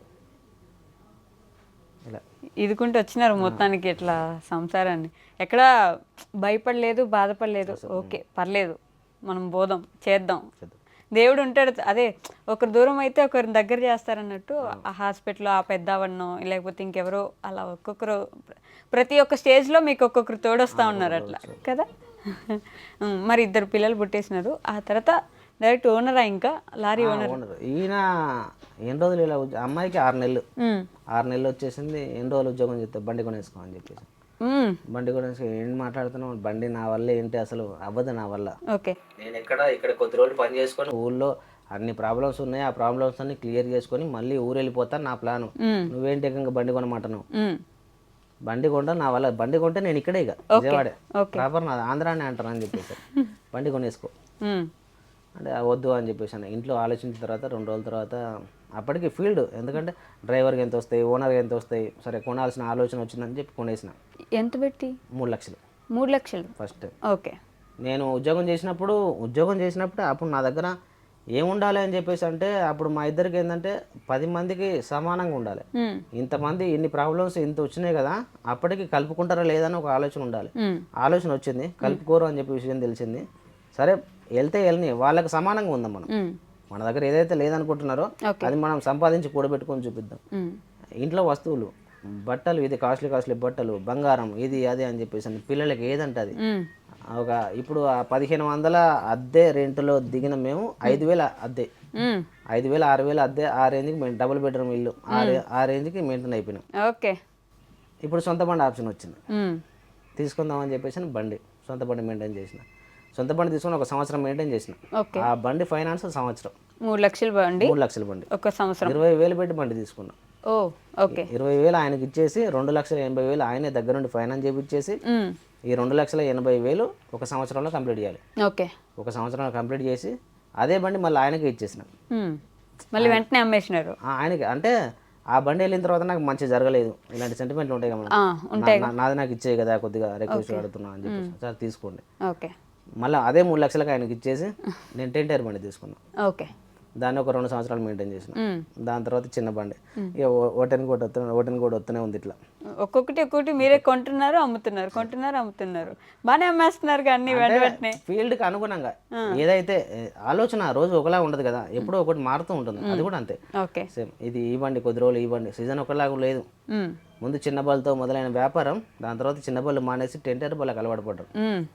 నేను కూడా వాళ్ళు ఎలా వ్యాపారస్తులు ఎలా అయితే మెయింటైన్ అవుతా ఉన్నారో నేను కూడా అలా అప్డేట్ అవ్వాల్సి వచ్చింది. ఓకే. అసలు ఆ తర్వాత మంచి పెద్ద బండి కొన్నారు. తర్వాత ఒక వీడియో నేను అందరితో పాటు అందరం చూసిన ఒక వీడియో, డైరెక్ట్గా ఏడుస్తున్నారు మీరు వీడియోలో. అది యాక్సిడెంట్ అయింది, ఇంకా నాకేం అర్థం అవ్వట్లేదు, మొన్ననే డబ్బులు పెట్టి బాగు చేయించిన, యాక్సిడెంట్ అయిపోయింది అని ఫుల్ ఏడుస్తున్నారు. మీరు వీడియో స్టార్టింగ్లోనే ఏడుస్తున్నారు. ఇది ఇక్కడ గుద్దేశాము, అక్కడున్న బోర్ పోయింది, లేకపోతే అక్కడున్న అది పోయింది, మొత్తం పోయింది, ఇప్పుడు ఏం అర్థం అవ్వట్లేదని ఏడ్చారు. ఆ తర్వాత మళ్ళీ కష్టపడి జనం దగ్గర లేకపోతే మీ వాళ్ళ అసోసియేషన్ దగ్గర వీళ్ళందరూ కలిసి మీకు కొంచెం ఏదో సహాయం చేసినారు. మళ్ళీ ఒక లారీ, అదే ఆ లారీని సెట్ చేసుకున్నారు, పూర్తిగా అమ్మేశారు. ఎందుకు అమ్మేశారండి? అంటే అంత కష్టపడి తీసుకెళ్ళి దాన్ని బాగు చేపించి ఏడ్చి దానికోసం ఇన్ని చేశారు మీరు, లారీ ఎందుకు అమ్మేశారు? ఈ విషయం గురించి మాట్లాడుకుంటే మేడం పర్టికులర్గా ఇదంతా బాగానే ఉంది. దీనికంటే ఒక 2 నిమిషాల ముందు మాట ఏంటంటే ఒక YouTube channel. YouTube channel correct. Okay. YouTube channel ఏంటంటే మా పాపతోటి ఇంట్లో సరే డ్యూటీ అయిపోయింది, సండేలు ఏదైనా పండుగలు ఇంట్లో కూర్చున్నామని యూట్యూబ్ ఛానల్ మెయింటైన్ చేద్దామని చెప్పి ఆలోచన వచ్చింది. జస్ట్ అప్పుడు అనుకున్నారు ఆలోచన. ఎవరిని చూసారా యూట్యూబ్ లో? మీ లారీ వాళ్ళని చూసేవాళ్ళం కాదు నేను, అప్పటి వరకు లారీ వాళ్ళ నాకు ఎవరు తెలియదు, ఓకే, బిల్కుల్ ఎవరు తెలియదు. విజయవాడ అబ్బాయి అని చెప్పేసి అని వాళ్ళ పాపతో కామెడీలు, విజయవాడ అబ్బాయి నాని, రైట్, ఓకే, దృశ్య పాప, కరెక్ట్, రైట్, వాళ్ళ పాపతోటి కామెడీ వీడియోలు చేసేవాడు. ఆయన టార్గెట్ పెట్టుకున్నాం. ఓకే. మా పాపతో కూడా నేను కూడా అలాంటి చేయాలి. నా స్టార్టింగ్ ఫస్ట్ 1-2 వీడియోస్ మా పాపతోటే ఉంటాయి. ఓకే. పాపతోటే ఉంటాయి. అలా సరదాగా చేసేవాడిని. తర్వాత ఈ లారీ ఫీల్డ్, నీకంటే ఒక ఫీల్డ్ ఉంది, ఇది నీది కాదు, నీ ఒరిజినాలిటీ ఇది కాదు, నువ్వు ఒకరిని చూసి కాపీ కొడుతున్నావు, ఇది నీ ఒరిజినాలిటీ ఇది కాదు అని చెప్పేసింది మా మిస్సెస్. ఓకే. నీకంటే లారీ ఫీల్డ్ ఉంది, లారీ ఫీల్డ్ ఇంతమంది ఉన్నారు, ఒకసారి చూసావా ఎప్పుడన్నా అని చెప్పి ఎవరెవరు అని చెప్పేసి చూస్తే మహేష్, లడ్డు, హరీష్, వీళ్ళందరూ చాలా మంది ఉన్నారు. ఏంటి అసలు ఒక వారం రోజులు కూర్చొని అబ్జర్వ్ చేశారు. వాళ్ళకి సొంత లారీలు ఉన్నాయి, వాళ్ళు ఏదైతే చేస్తున్నారో అది నా ఫీల్డే మొత్తం. వంట చేయడం, లోడింగ్ అన్లోడింగ్ చూసుకోవడం, దారిలో ఇబ్బందులు చెప్పడం, ఆర్టీఓ ఖర్చులు, ఇది సేమ్ నేను కూడా చేయగలుగుతా ఇలాంటి అని చెప్పేసి యూట్యూబ్లోకి అడుగుపెట్టిన. ఈ యూట్యూబ్లోకి అడుగుపెట్టిన తర్వాత ఈ బండి యాక్సిడెంట్ విషయం వచ్చి అప్పటికి చాలా చిల్లపిల్ల అయిపోయింది. ఒకసారి పత్రికలు పంచడానికి వెళ్ళి కాలు ఎరగొట్టుకోవడం అయిపోయింది. అదేంటి? కాలు ఫ్రాక్చర్ అయిపోయింది ఒకసారి. అయ్యో, మళ్ళీ ఎందుకండి? ఎప్పుడు ఏదో ఒకటి జరుగుతూ ఉండాలి, ఏదో ఒకటి అని చెప్పేసి. నేను ఏంటంటే నమ్మకం, నా మీద నాకున్న నమ్మకం అంత ప్రమాదానికి దారితీసింది. అట్లా నమ్మకం ఎప్పుడు బలంగా ఉంటే ఇలాంటి ప్రమాదాలు జరుగుతూ ఉంటాయి. ఏంటి ఆ నమ్మకం? ఏం జరిగింది? నేనే ఏదైనా చేయగలుగుతా, ఏదైనా మెయింటైన్ చేయగలుగుతా, ఇది నమ్మకం. లారీలో పోయినారా? లారీలో బైక్ వేసుకుని వెళ్తున్నాను. ఓకే. ఇదంతా అయిపోయింది. దీనికంటే ముందు ఇంకా చాలా స్టోరీ ఉంది. దీనికంటే ముందు ఏంటంటే సరే విజయవాడ వచ్చేసిన ఈ విధంగా సెట్ అయిపోయినాం, చేతిలో లారీ ఉంది. చూస్తే ఒక పాప, ఒక బాబు, సొంత బండి, ఇంకో బండి అమ్మేసాం, ఇంకో బండి పెద్ద బండికి షిఫ్ట్ అయిపోయినాం. ఏముంది ఏటు దగ్గర ఒక బైక్, ఏముంది ఎటు వెళ్ళడానికి లేదు, దుర్గమ్మ గుడికి, ఏదైనా పార్కు, లేదంటే కృష్ణా నది, విజయవాడ అంతవరకే వెళ్ళేవాళ్ళం. మేము ఎవరింటికి వెళ్ళే వాళ్ళం కాదు, మా ఇంటికి ఎవరు వచ్చేవాళ్ళు కాదు. మేము పలానా విజయవాడలో ఉన్నట్టు ఎవరికి తెలియదు అసలు. ఎందుకు అని చెప్పేసి అంటే నన్ను జైల్లో వేశారని చెప్పేసి. జైల్లో వేసిన తర్వాత బయటకు వచ్చేసిన. 2 నెలల తర్వాత విజయవాడ వచ్చేసిన. జైల్లో వేస్తే నెలకు వచ్చేసి వాయిదాలకి పేసీలకు అటెండ్ కావాలని చెప్పేసి అంటారు. నెల వెళ్ళాలి, కేసు రన్నింగ్ అవుతూ ఉంటుంది. ఆ కేసు ఎప్పుడైతే కొట్టుడు పోయేదాకా వాయిదాలకు వెళ్తూ ఉంటాను. అవి నేను తప్పించేసిన. దగ్గర 3-4 సంవత్సరాలు 15 నాన్ బెయిలబుల్ వారెంట్లు పడ్డాయి. కోర్టు ధిక్కారణ. 15 నాన్ బెయిలబుల్ వారెంట్లు కనబడితే తీసుకెళ్లి జైలు వేస్తారు. బెయిల్ కూడా ఇవ్వద్దు ఈ అబ్బాయికి అని చెప్పి అలా చేస్తారు. ఓకే. తర్వాత ఇల్లు గురించి ఆలోచన పడింది. చెల్లి పెళ్లి చేయాలి, చెల్లి జాబ్ దగ్గరకు వచ్చింది, అమ్మని చూసుకోవాలి, నాన్నమ్మని చూసుకోవాలి, ఇంటికి వెళ్ళాలి అంటే అప్పుడు నన్ను బయటకు తీసుకొచ్చిన లాయర్ గారికి ఫోన్ చేసిన. ఒక అరగంట క్లాస్ వీకెడ్ ఇలా చేస్తావు, నువ్వు ఏమనుకుంటున్నావు, కోర్టు అంటే భయం లేదా నీకు అని చెప్పేసి, నువ్వు ఎవరికి ఇట్లా ఎదురు తిరిగావు తెలుసా, జడ్జి గారికి ఇలా తిరిగావు, కనబడితే నీ పని కథం అన్నాడు. మరి ఏంటి సార్ పొజిషన్, హైకోర్టు నుంచి ఒక పిటిషన్ తీసుకురా అని చెప్పేసి అన్నాడు. ఓకే. తెలియదు లాయర్ ఎవరు తెలియదు, హైదరాబాద్లో ఇక పలానా లాయర్ తీసుకోండి, కలవండి, ఒక పిటిషన్ తీసుకురండి, ఆ హైకోర్టు నుంచి ఒక పిటిషన్ తీసుకొస్తే క్షమించండి అన్నాడు. ఒక క్షమాభిక్ష, 15 నాన్ బెయిలబుల్ వారెంట్ పడ్డాయి కదా, నేను ఇలాంటి తప్పులు చేయను, ఇక మీదట దాన్ని ఏదైతే కేసు ఉందో రన్నింగ్ చేసుకుంటా అన్నట్టుగా ఒక సారాంశం పట్టిక తీసుకురండి అన్నారు. దానికి ఒక 2 లక్షలు ఖర్చు. 2 లక్షలు ఖర్చు. ఇదిగో అదిగో అదిగో అంటే సంవత్సరం పట్టింది మనం రావడానికి. అది తీసుకెళ్ళి కరీంనగర్ కోర్టులో ఇచ్చేసిన. కోర్టులో ఇచ్చిన తర్వాత ఇక ఇప్పుడు పోలీసులు ఇబ్బంది పెట్టడం మొదలైపోయింది. లోకల్ పోలీసులు, మా మండలం పోలీసులు. ఎందుకంటే నా వెనకాల ఇప్పుడు నా మీద ఏమన్నా అంటే వెనకాల ఆ అబ్బాయిని ఎందుకన్నావు అని చెప్పేసి అనేవాళ్ళు ఎవరు లేరు. అలాంటి వాళ్ళ మీదకే చాలా మంది ఎగబడతా ఉంటారు. అలా అయిపోయింది పరిస్థితి. లోకల్ పోలీసులు ఎగబడ్డాం, చాలా ప్రెజర్ పెట్టాం. ఎందుకని నిన్ను ఇప్పుడు అరెస్ట్ అయినామనుకో, నాన్ బెయిలబుల్ వారెంట్లు ఉన్నాయి, లోపలికి వెళ్తావు అని చెప్పేసి నాకు సరిగా తెలియటం, సరిగా తెలియకపోవడం. నేను ఆల్రెడీ కోర్టు చుట్టే తిరుగుతున్నా. వీళ్ళు అరెస్ట్ చేసైనా సరే నన్ను కోర్టులో ప్రజెంట్ చేయాల్సిందే. సరే అది కోర్టులో సబ్మిట్ చేసినాం. అది అయిపోయే మూమెంట్లో ఉండగా జిల్లాలు వేరైపోయినాయి. కరీంనగర్ జిల్లా మాదప్పుడు. జిల్లాలు వేరైపోయి నా కేసు సిద్దిపేటకు వచ్చేసింది. కరీంనగర్లో ఒక లాయరు, ఆయన కొంత ఫీజు, సిద్దిపేటలో మళ్ళీ ఒక లాయరు. ఈ విధంగా సిద్దిపేటలో కోర్టులు కేసులు ఇది అని మొత్తం అయిపోయింది. అయిపోయిన తర్వాత ఫస్ట్ అప్పుడు ఊళ్ళో మొదటిసారిగా అడుగుపడింది ఆమె, మా మిసెస్, నేను, 2 పిల్లలు మొదటిసారి ఊళ్ళోకి వెళ్తాం. ఫస్ట్ టైం మా ఇల్లు ఇది అని చెప్పేసి అని, నేను పుట్టిన ఇల్లు అని చెప్పేసి మా పిల్లలకి చూపించడం ఫస్ట్ టైం. మీది ఇల్లా, మీది ఏ ఊరా, వాళ్ళు ఆశ్చర్యం బాగా, ఏంటి ఈ ఊరా, ఇది మీ ఇల్లా, ఇక్కడ నువ్వు పుట్టావా, ఏం మీ అమ్మ, ఏం మీ నాన్నమ్మ, అంతవరకు ఎవరు మా అమ్మని కూడా చూడలేదు వాళ్ళు. మా అమ్మని చూడలేదు, మా నాన్నమ్మని చూడలేదు, మా నాన్నని చూడలేదు. అప్పటికి మా నాన్నగారు చనిపోయారు. ఇక అయితే ఫోటో మా నాన్నగారిది అని చెప్పేసి అని పిల్లలకి చూపించడం ఫస్ట్ టైం. అప్పటికి మీ చెల్లి పెళ్ళికి వచ్చిన్నారు, పెళ్ళికి రెడీగా ఉన్నారు. ఇక సంబంధం మాట్లాడడానికి ఊళ్ళో అయిపోయిన తర్వాత ఇక ఈమె నేను సంబంధం మాట్లాడి సిద్దిపేట అబ్బాయికి ఇచ్చేసినాం. అబ్బాయి గవర్నమెంట్ జాబ్, ఆయనకు పెళ్లి చేసినాం. బాగుంది, చెల్లి సెటిల్డ్. పెళ్లి ముందుకు ఏంటంటే సంబంధం మాట్లాడినాం. ఊళ్ళో పత్రికలు పంచడానికి బైక్ కావాలి. బైక్ కావాలంటే వాళ్ళని వీళ్ళని అందరికి వ్యవసాయాలే, ప్రతి ఒక్క బండి ఇంపార్టెంట్ వాళ్ళకి. దొరకదు అని చెప్పేసి విజయవాడలో మనకు బైక్ ఉంది కదా, అది తీసుకొని వద్దామని చెప్పేసి ఫ్యామిలీని ట్రైన్ ఎక్కి ఇచ్చేసిన. నేను విజయవాడ నుంచి బైక్ వేసుకొని వస్తున్నా. నర్మేట దగ్గరలోకి వచ్చేసిన. సూర్యాపేట, జనగాం, నర్మేట మా ఊరు ఉస్మానాబాద్. ఇలా వెళ్తున్నా, రోడ్డు బాగాలేక పడిపోయి కాలు ఫ్రాక్చర్ అయిపోయింది. ఇదే ఎడంకాలి ఇక్కడికి కట్ అయిపోయింది. అంటే లోపల బోన్ కట్ అయిపోయింది. అప్పుడు మళ్ళీ హాస్పిటల్ ఎవరు జాయిన్ చేశారు ఆ టైంకి? అక్కడ నర్మేటకి ఒక 1/2 కిలోమీటర్ దూరంలో ఊళ్ళో ఆర్ఎంపీ డాక్టర్ ఉన్నాడు. ఆయన దగ్గరికి మళ్ళీ నేనే బైక్ నడుపుకుంటూ వెళ్ళిపోయా. ఈ కాలు ఇరిగింది. ఈ కాలు ఇలా గాల్లో పెట్టేసి ఈ కాలు లేపి బైక్ మీద కూర్చొని ఆ డాక్టర్ దగ్గరికి వెళ్ళి, ఒక నర్సు ఉంటే ఆమెను పట్టుకొని బెడ్ పైన కూర్చొని 1 గంట రెస్ట్ తీసుకోండి అని, ఇదే పెయిన్ కిల్లర్, నొప్పి రాకుండా ఇంజక్షన్ ఇస్తానని ఒక ఇంజక్షన్ చేసి, ఏంటి అంటే హన్మకొండలో మా ఫ్రెండ్ ఒక ఆయన క్లాస్మేట్, ఏ హాస్పిటల్ బాగుంటుంది అంటే పలానా హాస్పిటల్ అని ఆయన సజెషన్ చేస్తే అక్కడికి రారా బాగుంటుంది అని చెప్పేసి అంటే ఆ డాక్టర్ కారే తీసుకొని ఆయన కారు ఎంగేజ్కి మాట్లాడుకొని ఆ కారులో హన్మకొండ రావడం జరిగింది. అప్పుడు మెయిన్ ఏంటంటే ఫ్యామిలీకి చెప్పొద్దు. ఆల్రెడీ వీళ్ళు వచ్చేపాటికి నేను హాస్పిటల్కి వచ్చే ముందే, నువ్వు స్టేషన్లో వాళ్ళు దిగుతున్నారు, మంగ వాళ్ళ పిల్లలు వాళ్ళు దిగుతున్నారు, వాళ్ళు తీసుకుని హాస్పిటల్కి రా, వాళ్ళకి చెప్పు. ఏమని చెప్తావు అంటే బస్సు లేదు ఇప్పుడు, ఇంటికి వెళ్ళాలంటే కారులోనే వెళ్ళాలి, ఈ విషయం చెప్పు వాళ్ళకి. హాస్పిటల్ కాడ చిన్న పని ఉందని చెప్పేసి నా హాస్పిటల్ దగ్గర ఆపు, నేను వచ్చే విషయం చెప్పు. నేను స్ట్రెచ్చర్లో దిగుతున్నాను. ఇక నన్ను దానిలో కారులో దిగుతున్నట్టు ఆమె ఒక్కటే ఏడుపుగా మరి ఎప్పుడు చూడలేదు. ఇంకా దెబ్బ మీద దెబ్బ ఎప్పుడు ఏదో ఒక స్టేజ్ ఎదుగుతున్నాం, ముందుకు వస్తున్నాం అని చెప్పేసి అనే దానికి ఎప్పుడు ఏదో ఒకటి కిందికి లాగుతూనే ఉంది.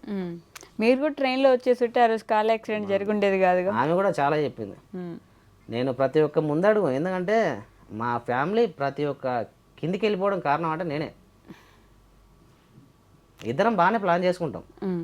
ఈ పని చేసుకోవాలి, ఈ పని చేసుకోవాలి, నలుగురిలో ఇలా ఉండాలి, 10 మందిలో ఇలా ఉండాలి. ఎవరైతే మమ్మల్ని కాదన్నారో, మమ్మల్ని వద్దనుకున్నారో వాళ్ళు ఇప్పుడు సూపర్ బాగున్నారు.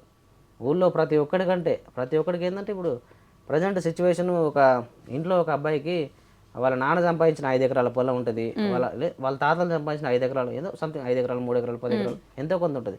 నాకు మాత్రం ఏం లేదు. ఓకే, నాలాంటి వాడికి తల్లిదండ్రులు ఇచ్చే ఏంటంటే ఒక చదువుకోవడం, ఆస్తులు అంతస్తులు కాకుండా కానీ నీ వరకు నువ్వు చదువుకో చాలు, బస్ అంతే. చదువుకొని నీ లైఫ్ నువ్వు నిలబెట్టుకో. ఇలాంటిదే గొప్ప. ఇప్పుడు ప్రజెంట్ ఇది నడిచేది ఇదే. అలాంటిది నాకు లేకపోయింది. ఇప్పుడు అలాంటి వాళ్ళు వాళ్ళతో పోటీ పెట్టుకోకూడదు మనం. ఎందుకంటే వాళ్ళ టార్గెట్ ఏంటంటే చదువుకోవడం. వాళ్ళకి కష్టం తెలియదు. ఆడపిల్ల పెళ్లి చేసిన వాళ్ళు కాదు, ఇంటికాడ అమ్మ నాన్నని చూసుకునే వాళ్ళు కాదు, లేదంటే పిల్లల బాధ్యత, భార్య బాధ్యత తీసుకునే వాళ్ళు కాదు. వాళ్ళు ఏంటంటే ఆల్రెడీ అమ్మ నాన్న ఇచ్చిన చదువుతో చదువుకొని మంచి ఉద్యోగం సెటిల్ అయ్యి ఇప్పుడు కొద్దిగా అయ్యా ఆస్తులు వెనకాల పెట్టుకొని అయ్యా రిటైర్డ్. ఇప్పుడు ఆ ఆస్తులు నేనకే, వాళ్ళతో కంపేర్ చేసుకోకూడదు. మనదంటూ మనదే.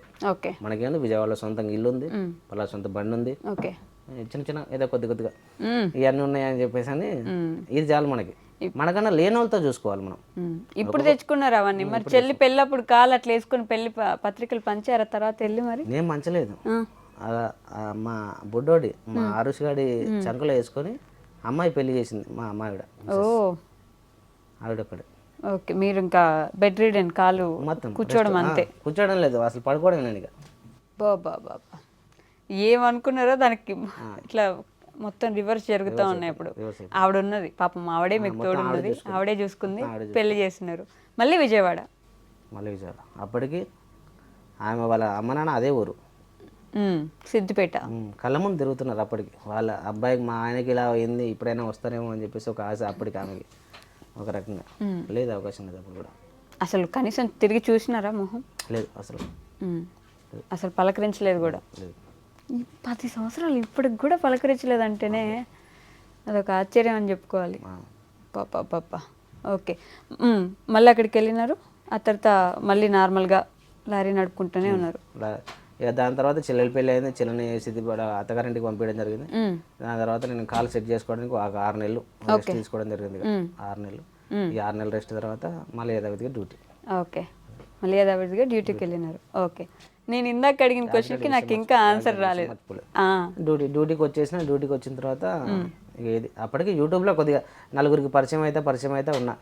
అప్పుడప్పుడు కొంచెం వ్యూస్ వెళ్తా ఉన్నాయి, పెద్దగా పెరుగుతున్నాయి, కొంచెం వెళ్తా ఉన్నాయి. ఇది మేడం వచ్చేసరికి పక్కన కొబ్బరికాయలు కూడా వేసుకొని ఇక్కడికి వారణాసి వెళ్తున్నా. 1500 కిలోమీటర్ల జర్నీ ఒక్కడి వల్ల అవ్వదు. పక్కన ఇంకో తోలేకు రోడ్ ఉండాలి, లేదంటే సెకండ్ డ్రైవర్ అయినా ఉండాలి, లేదంటే మన ఆర్థిక వ్యవస్థను పట్టుకుని లేదా ఒక డ్రైవర్ అయినా ఉండాలి. నేను ఒక తోలేకూరని పెట్టుకున్నా, నా స్తోమతను పట్టుకొని పెట్టుకొని కొద్ది దూరం నేను తోలుకుంటూ వచ్చేసిన. దాని తర్వాత ఆయనకు బండి ఇచ్చేసిన. ఆయన తోలుతా దారిలో నేను నిద్రపోయి అలా చేయడం జరిగింది. దీనికి ముందు మీరు చేసిన వీడియోలో, అది యాక్సిడెంట్ అయిన వీడియోలో నేనే తోలుకున్నా, నాకెవరు లేరు అని చెప్పినారని చెప్పి మీకు ఫుల్ కామెంట్స్ పెట్టాను.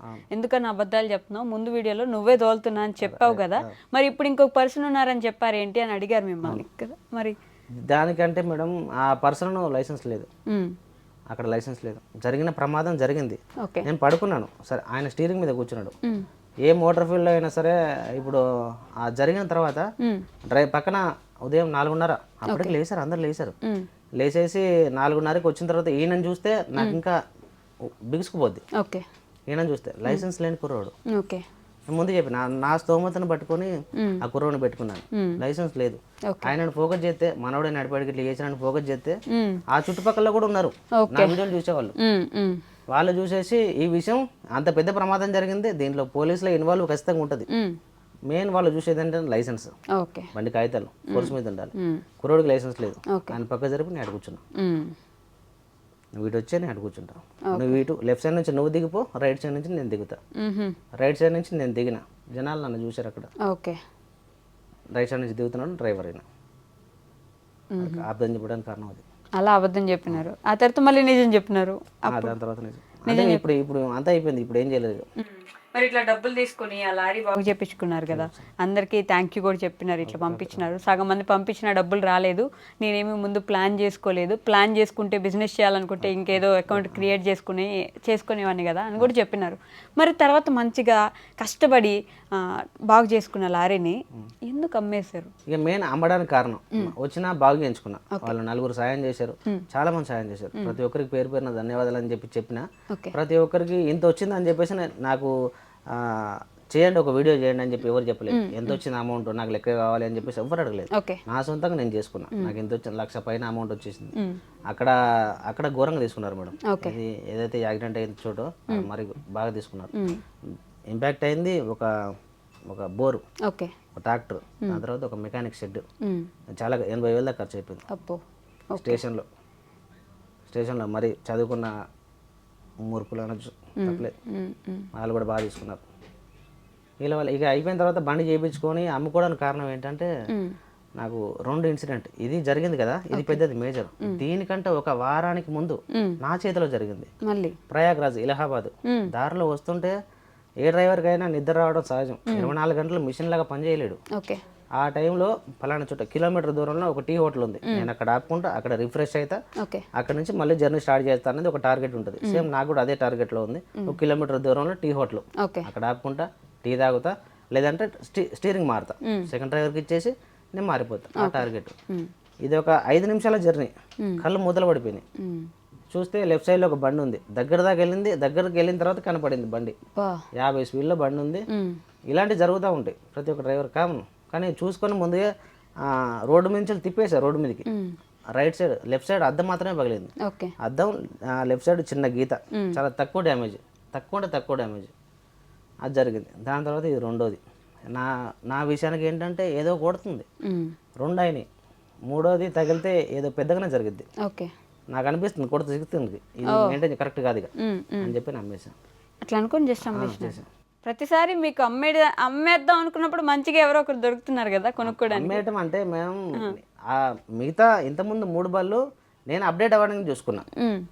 ముందు ఒక టాటా బండి చూసుకున్నా, 2021 మోడల్. ఇది అమ్మేసి 10 టైర్లోకి వెళ్ళిపోయినా, కొంచెం ఎదిగిన. 10 టైర్ అమ్మేసి లేలాంటి చిన్న బండిలోకి వచ్చేసిన, 11 మోడల్. అది కొంచెం అప్డేట్. ఆ చిన్న బండి అమ్మేసి 12 టైర్ తీసుకున్నా, 2016. ఇది కొంచెం అప్డేట్. దీంట్లో ఏంటంటే యూట్యూబ్ ఛానల్ గ్రోత్ చేద్దాం, లారీల పరంగా కొంచెం లాంగ్ తిరగడం, ఫైనాన్షియల్ పరంగా కొంచెం ఎదుగుదాం అని చెప్పేసి అప్డేట్ అయిదామని దీంట్లోకి వచ్చిన, ఈ పెద్ద బండిలోకి. దీంట్లోకి వచ్చిన తర్వాత నా ఆలోచన వేరే అయిపోయింది. అప్డేట్ కాదు, కిందికి వెళ్ళిపోతున్నాం. 2 దెబ్బలు తగిలినాయి తెలియకుండా. ఇప్పుడే నువ్వు అలర్ట్ అవ్వాలా.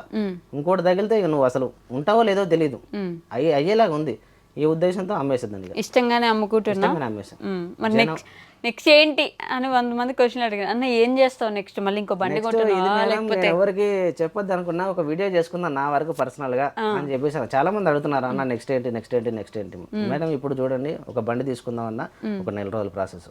మీరు ఒక బండి కొనుక్కోవాలనుకున్నా ఆ కాగితాల ట్రాన్స్ఫర్ ఇది అదే అని చెప్పేసి అని, దాని మీద ఫైనాన్స్ క్లియరెన్స్ అని ఒక 1 రోజుల ప్రాసెస్ అవుద్ది. ఇప్పుడు ప్రజెంట్ సీజన్ ఇప్పుడే నడిచిద్ది. ఈ సీజన్ అయిపోయిన తర్వాత ఇప్పటి నుంచి మళ్ళీ నవంబర్ దాకా ఆన్ సీజన్. కష్టం. తెలివిగల్లోడికి అయితే ఒక ఈఎంఐ వరకు ఎలా తీసుకోవచ్చు. ఈఎంఐ 50,000 ఉంటుందా, 60,000-70,000 ఉంటుందా. కొద్దిగా తెలివి మెయింటైన్ చేస్తే ఈఎంఐ వరకు, ఈఎంఐ బండి మెయింటెనెన్స్, ఇంటి ఖర్చులు చూసుకోవచ్చు, ఇబ్బంది ఉండదు. లేదు అనుకుంటే మాత్రం ఇబ్బంది అయిపోతుంది. ఫైనాన్షియల్ మీద పడతాయి, ఇంకేమైనా అప్పులు ఉంటాయి ఈ మీద పడతాయి. కిందికి వెళ్ళిపోయే ప్రాసెస్. కిందికి వెళ్ళడానికి ఇదే బేస్మెంట్ అయిపోద్ది. ఇప్పటి నుంచి ఈ జూన్ నుంచి నవంబర్ ఇది మంచి టైం కాదు, అన్ సీజన్. అందుకోసమే ఈ ఉన్న రోజులు ఆగుదాం. ఏదైతే ఇప్పుడు ఈ యాక్సిడెంట్ అయిన లారో అది తొందరపడి కొన్నా, ఎక్కువ పెట్టుకున్నా. 14.5 లక్షలు పెట్టి కొనాల్సిన బండి 15-30 పెట్టుకున్నా. ఎంత కమ్మినారు? 14 లక్షలు కమ్మినా మ్యామ్. మరి ఈ ఆల్మోస్ట్ 1 సంవత్సరం అయిందా వాడబట్టి? 2 సంవత్సరాలు. 2 సంవత్సరాల తర్వాత కూడా మీరు 14 కమ్మారంటే మంచి రేటే వచ్చింది. మంచి రేటు కాదు మేడం, నేను దానికి చాలా పెట్టుబడి పెట్టినా. నేను ఇప్పుడు ఆయనకు రన్నింగ్ బండి చేసి ఇచ్చా, టైర్లు ఉన్నాయి, ఇన్సూరెన్స్ ఫోర్స్ మీద ఉంది, లారీ కావాల్సిన ఇవే.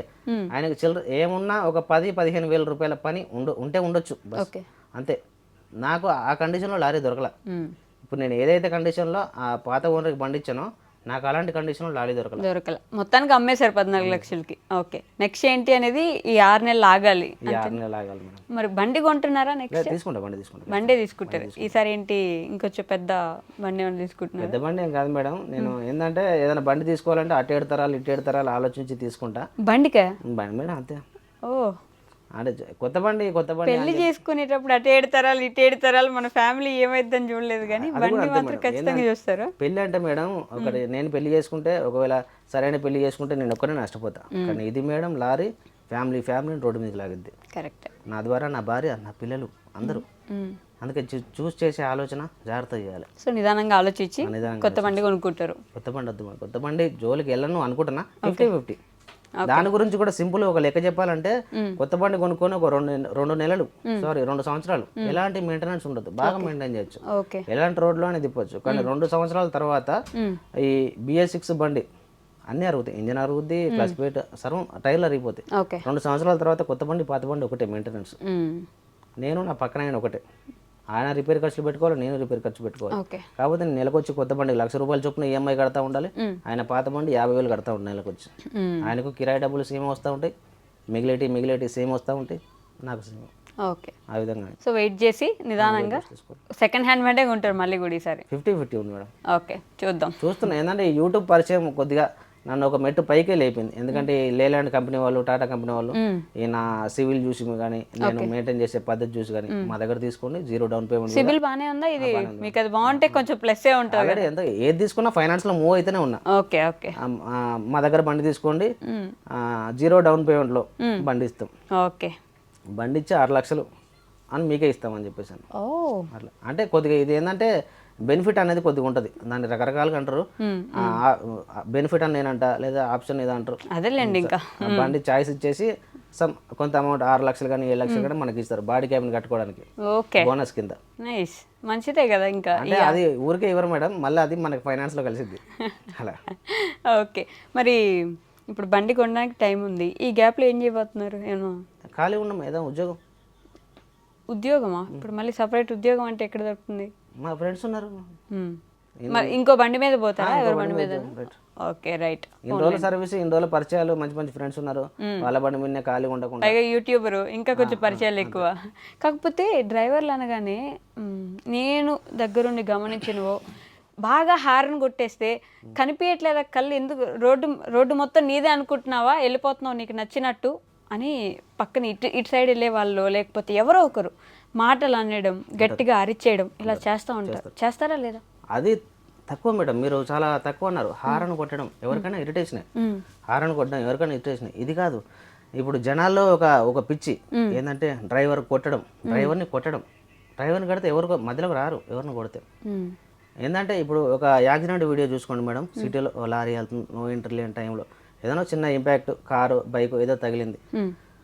ఆ తగిలిన వ్యక్తి కొద్దిగా కోపిష్ట అనుకోండి, చూడకుండా డ్రైవర్ని 2 దెబ్బలు వేశారు. ఏదైనా ఉంటే వీళ్ళిద్దరి మధ్యలో జరగాలి. ఆయన కొడుతున్నాడు, సరే కోపం మీద ఉన్నాడు అని చెప్పేసి డ్రైవర్ ఏ విధంగా చేయొస్తాడు, 2 దెబ్బలు తింటాడు. దాని తర్వాత దానికి జరిగిన డ్యామేజ్కి ఎంతో కొంత కట్టించుకుంటాడు, వదిలేస్తాడు, డబ్బులు కడతా నేను వదిలేస్తాడు. ఇదే జరిగేది. కానీ దీనివల్ల ఆ చుట్టుపక్కల ఉన్న జనాలు కూడా అసలు ఈ విషయంలో సంబంధం లేని జనాలు కూడా వచ్చి డ్రైవర్ మీద చేస్తారు, బ్యూపిసం కొడతారు. అది ఇవాళ జనాలు జరిగేది. కొడతారు మామూలుగా. అంటే మామూలుగా ఆంధ్ర తెలంగాణలో లారీ నడపాలంటే మేడం బాగా జాగ్రత్తగా ఉండాలి, చాలా డేంజరస్. మీరు స్టేట్ దాటి బయటకు వెళ్ళండి, మంచి రెస్పెక్ట్. ఎవరన్నారు అసలు లారీ డ్రైవర్లకు రెస్పెక్ట్ లేదు అని చెప్పేసి అని? మీ రోడ్డు మీద మీరు ఎలాగైతే ఉంటారో మీకు అదే విధంగా రెస్పెక్ట్ దొరుకుద్ది. మీరు సరైన డ్రైవరా, ముందు వెళ్ళే వాళ్ళకి వెనక వెళ్ళే వాళ్ళకి మీరు కరెక్ట్గా రెస్పెక్ట్ ఇవ్వండి. హార్న్ కొట్టకుండా 2 హార్న్లు మెయింటైన్ చేస్తాం మేము మేడం, సిటీ హార్న్, ఐర్ హార్న్, ఈ 2 మెయింటైన్ చేస్తాం. నాకు దక్కాల్సిన రెస్పెక్ట్ మాకు ఉంటుంది. బయటకు వెళ్తే మంచిగా పిలుస్తారు మేడం, ఇక్కడ రెస్పెక్ట్ లేదు. ఇక్కడ లేదు, ఆంధ్ర తెలంగాణలో రెస్పెక్ట్ లేదు, లారీ డ్రైవర్ అసలే లేదు, అసలు లేదు. బయటకు వెళ్తే అన్న అంటారు, ఏ గురువు అంటారు. ఇక్కడ మాత్రం తెలంగాణ నుంచి వచ్చావా నువ్వు, ఆంధ్ర నుంచి వచ్చావా, అంత దూరం నుంచి వచ్చావా. ఏదన్నా చదువుకున్న వాళ్ళు కూడా అరే వీళ్ళకి తెలియదు, డ్రైవర్లు చాలా దూరం నుంచి వచ్చారు, ఆంధ్ర వాళ్ళు, తెలంగాణ వాళ్ళు, దగ్గర నుంచి చెప్పాలి మనమే. ఇలా ఈ విధంగా రెస్పెక్ట్. ఆల్ ఓవర్ ఇండియా మ్యాప్లో మీకు ఒక ఇంత రాష్ట్రంలో ఒక దొంగ రాష్ట్రం అని చెప్పేసి అని పేరు ఎక్కడన్నా విన్నారా మేడం? మొత్తం ఇండియా మ్యాప్లో ఈ రాష్ట్రం డేంజర్ అని చెప్పేసి ఎప్పుడన్నా? మేబీ మహారాష్ట్ర, బీహార్ అంటారు. బీహార్, ఉత్తరప్రదేశ్, అవి మన ఆంధ్ర తెలంగాణ చాలా బెటర్. డ్రైవర్ రెస్పెక్ట్ ఇవ్వాలంటే ఇంతకుముందు అనేవాళ్ళు, నేను పనిచేసినప్పుడు బీహార్ దొంగల రాజ్యం అని చెప్పి. ఉత్తరప్రదేశ్ అసలు డ్రైవర్ని వెళ్తే కొడతారు, చంపేస్తారు, పొడతారు, ఇలాంటివి అసలు లేవు. ఇప్పుడు బాగా చూసుకుంటున్నారు. ఓకే, లారీ డ్రైవర్లు అనగానే ఇది ఒక అపోహ లేకపోతే నిజమో మీరే చెప్పాలి నాకు. రోడ్డు మీద నైట్ టైము వీళ్ళు ఉంటారు కదా, ఎవరు ట్రాన్స్జెండర్స్ నిలబడి ఉంటారు, వీళ్ళే తీసుకెళ్ళిపోతూ ఉంటారు ఎక్కువ మందిని అని బుక్ చేసుకుంటారు ఇట్లా. అంటే వాళ్ళ వృత్తి వాళ్ళది మేడం. ట్రాన్స్జెండర్స్ ఉంటారు, మామూలుగా ఇలాంటి వృత్తి చేసే వాళ్ళు వీళ్ళు ఉంటారు, అది వాళ్ళ వృత్తి. వాళ్ళ వృత్తి ఏంటంటే రోడ్డు మీద ఇలాంటి పనులు చేయడం. అంటే వాళ్ళకు రోజువారీ చెప్పాలనో లేదో తెలియదు కదా అని చెప్పేసి అని వాళ్ళ టార్గెట్ ఏంటంటే లారీ డ్రైవర్లే కాదు, అన్ని రకాల జనాలు ఉంటారు రోడ్డు మీద వెళ్ళే వాళ్ళు. ఓకే, ఇప్పటికీ తగ్గిపోయి ఇంత ముందున్నట్టుగా లేరు వాళ్ళు. ఓకే సర్లేండి. ఇందాక నుంచి మీరు మీ సతీమణి గురించి చెప్తా ఉన్నారు కదా, ఒకసారి పిలుద్దామా, జనాలందరికి చూపిద్దాం. సో ఇంతసేపు మీరు పక్క నుండి ఇంటర్వ్యూ చేశారు, ఆయన మీ గురించి తెగ పొగిడేశారు కదా, ఏమనుకుంటున్నారు మీ ఆయన గురించి? అంటే ఇంత కష్టపడి ఉంటారు, ఒక మాటలో ఏం చెప్పగలరు? ఆయన బెటరే, చాలా బెటర్. చాలా మంది లవ్ మ్యారేజ్ చేసుకొని కొట్టి తిట్టి వదిలేసి వెళ్ళిపోయిన వాళ్ళు కూడా ఉన్నారు. నాకైతే బెస్ట్ ఆప్షనే అనుకుంటున్నాను నేను. అయ్యోయ్యో, చేశాను చిన్న ఏజ్లో తెలియక తప్పులు చేశాను, కానీ రైట్ పర్సన్ని ఎంచుకున్నాను అని అనుకుంటున్నాను. లేదంటే ఆయనంతటా ఆయన కష్టపడి ఇంతవరకు తీసుకురావడం అంటే చిన్న విషయం కాదు. ఇవాళ పేరెంట్స్ సపోర్ట్ లేనిది ఏది లేనిది ఎవరు బతుకుతలేరు. అసలుకి మేము బతుకుతున్నాం. 10 years నుంచి మాకు 1 రూపీ కూడా ఎవరి దగ్గర నుంచి వచ్చింది లేదు. ఈ యాక్సిడెంట్ అయినాక మాకు హెల్ప్ చేసిన వాళ్ళు ఉన్నారు, వాళ్ళందరికీ మేము కృతజ్ఞతగా ఉంటాము. కానీ మాకు బయట నుంచి మా పేరెంట్స్ తరపున వాళ్ళ పేరెంట్స్ తరపున ఎవరి దగ్గర నుంచి ఏం రాలేదు. ఇన్ని సంవత్సరాల నుంచి నన్ను పిల్లల్ని ఏం ఇబ్బంది లేకుండా చూసుకున్నాడంటే ఆయన నేను రైట్ పర్సన్ అనుకుంటున్నా. తప్పులు చేసినాం కాదంటలేను, అవన్నిటికీ నేను ఇప్పుడు రిగ్రెట్ అవుతున్నా, కానీ దానికి ఏం చేయలేను. అదంతా ఆప్షన్ అయిపోయింది. ఇంకా ఇప్పటికైనా వాళ్ళు మాట్లాడాలనుకుంటున్నా కానీ ఇక అది వాళ్ళ ఇష్టం, వాళ్ళకి వదిలేస్తున్నాను అంతే. మిస్ అవుతున్నారా? ఇంకా మిస్ అవ్వకుండా ఎట్లుంటే పేరెంట్స్ని 10 years నుంచి నా డెలివరీ అప్పుడైనా సరే, నా పిల్లలు చిన్నగా ఉన్నప్పుడైనా సరే, నాకు బాగాలేనప్పుడైనా సరే అవుతాను, ఇంక ఏడ్చుకుంటూ ఉంటాను అంతే. ఏం లేదు చేయాల్సిందని సైలెంట్గా ఉంటాను. నేను చేసిన తప్పుల వల్లనే కదా. నాకు కూడా వాళ్ళది కూడా బెస్టే అనిపిస్తుంది, వాళ్ళ డెసిషన్ కూడా. నేను తెలియక అన్నీ చేసిన, వాళ్ళు కూడా వాళ్ళ కోపం చూపిస్తున్నారు, చూద్దాం ఎన్ని రోజులు ఉంటారు అని. ఇంకా నేనే సైలెంట్గా ఉంటున్నా.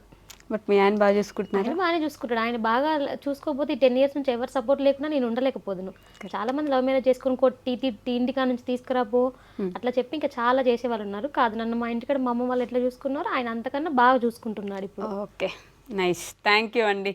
మీ ప్రజెన్స్ ఫస్ట్ నుంచి ఉంటే బాగుండేది, బట్ వచ్చి అలా ఏడ్చేసారు, మీరు ఏడిపించినట్టు అవుతుంది నాకు. బట్ ధైర్యంగా ఉండండి, బాగా జరుగుతుంది అంతా.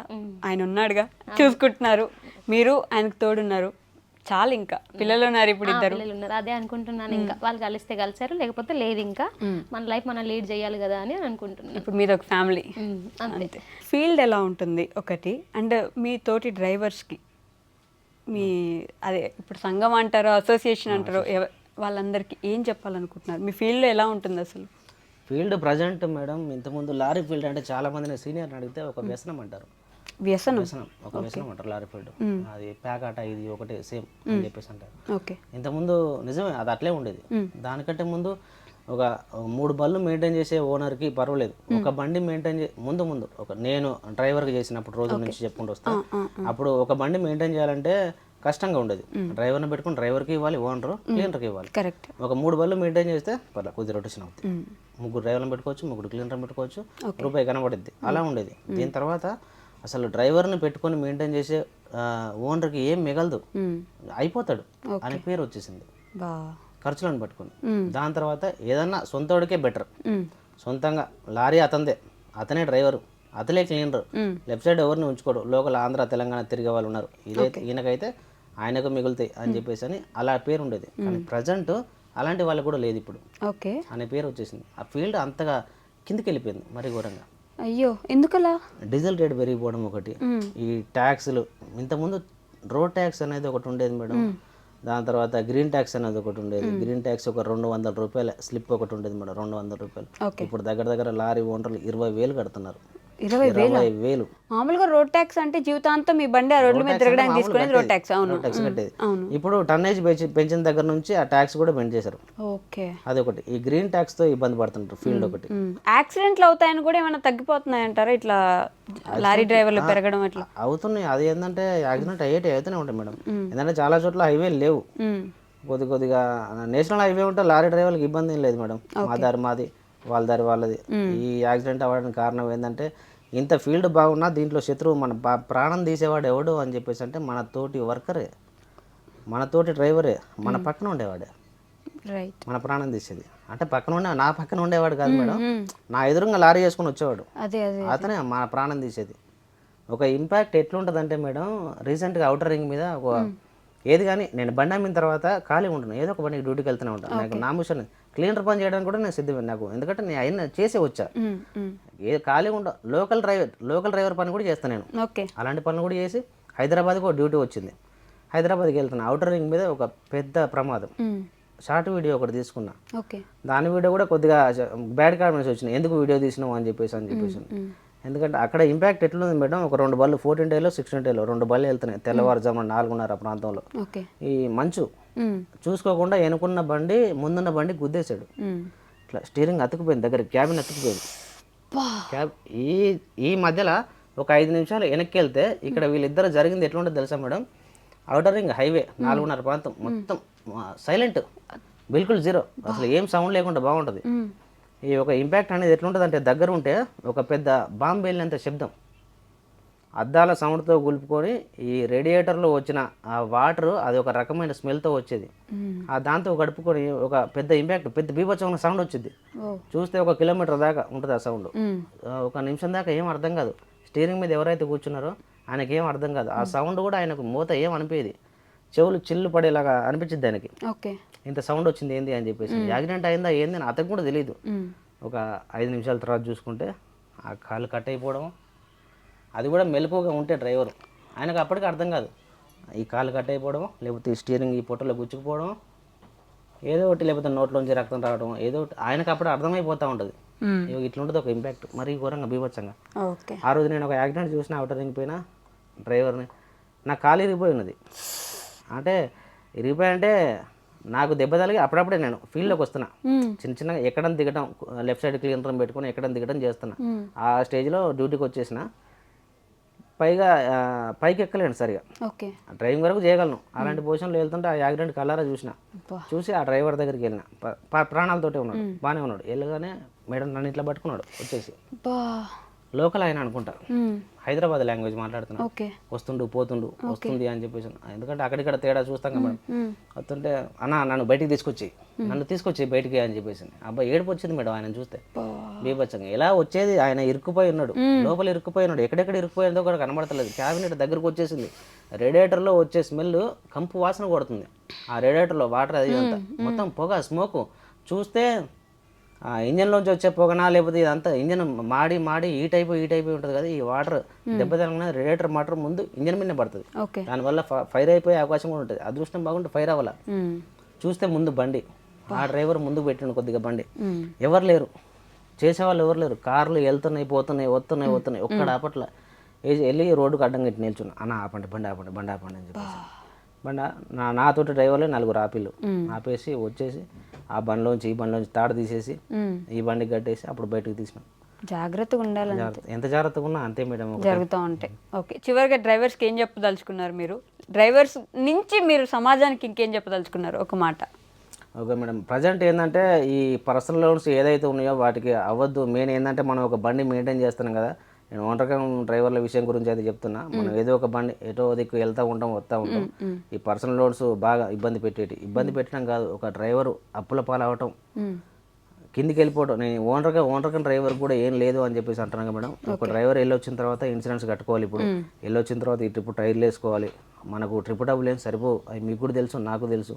ట్రిప్ డబ్బులు దీనికన్నా ఉంటుంది, దానికన్నా ఉంటుంది. కానీ వచ్చిన డబ్బులు అప్పుడు మనకు ఆలోచన పడుతుంది. పర్సనల్ లోన్ వాడే 1 లక్ష ఇస్తాడు, 2 లక్షలు ఇస్తాను అని చెప్పేసి ఫోన్లోకి ఇట్లా 2 నిమిషాలు ఇలా నొక్కితే 2 లక్షలు అకౌంట్లో పడుతున్నాయి. అది తీసుకుంటే బాగుంటుంది, కానీ కట్టేటప్పుడు మాత్రం బీభత్సంగా ఇబ్బంది అయిపోతుంది. ఇవాళ 1 అయిపోతుంది, రేపు 2 అయిపోతుంది, రేపు 3 ఈఎంఐలు అయిపోతాయి. నెలకు 3 ట్రిప్పులు, 3 వేసుకుంటాం, 350,000 1,50,000 అని చెప్పి మనం ఎస్టిమేషన్ వేసుకుంటాం. ఈ 3 ఈఎంఐలు 3 12 అయి ఉంటాయి, లేకపోతే 3 15 అయి ఉంటాయి. 3 15 అంటే ఇవే దగ్గర 45,000 ప్లస్ మన బండి ఫైనాన్స్ ఒక 50,000, 95,000 ఎలా తీసుకుంటాం.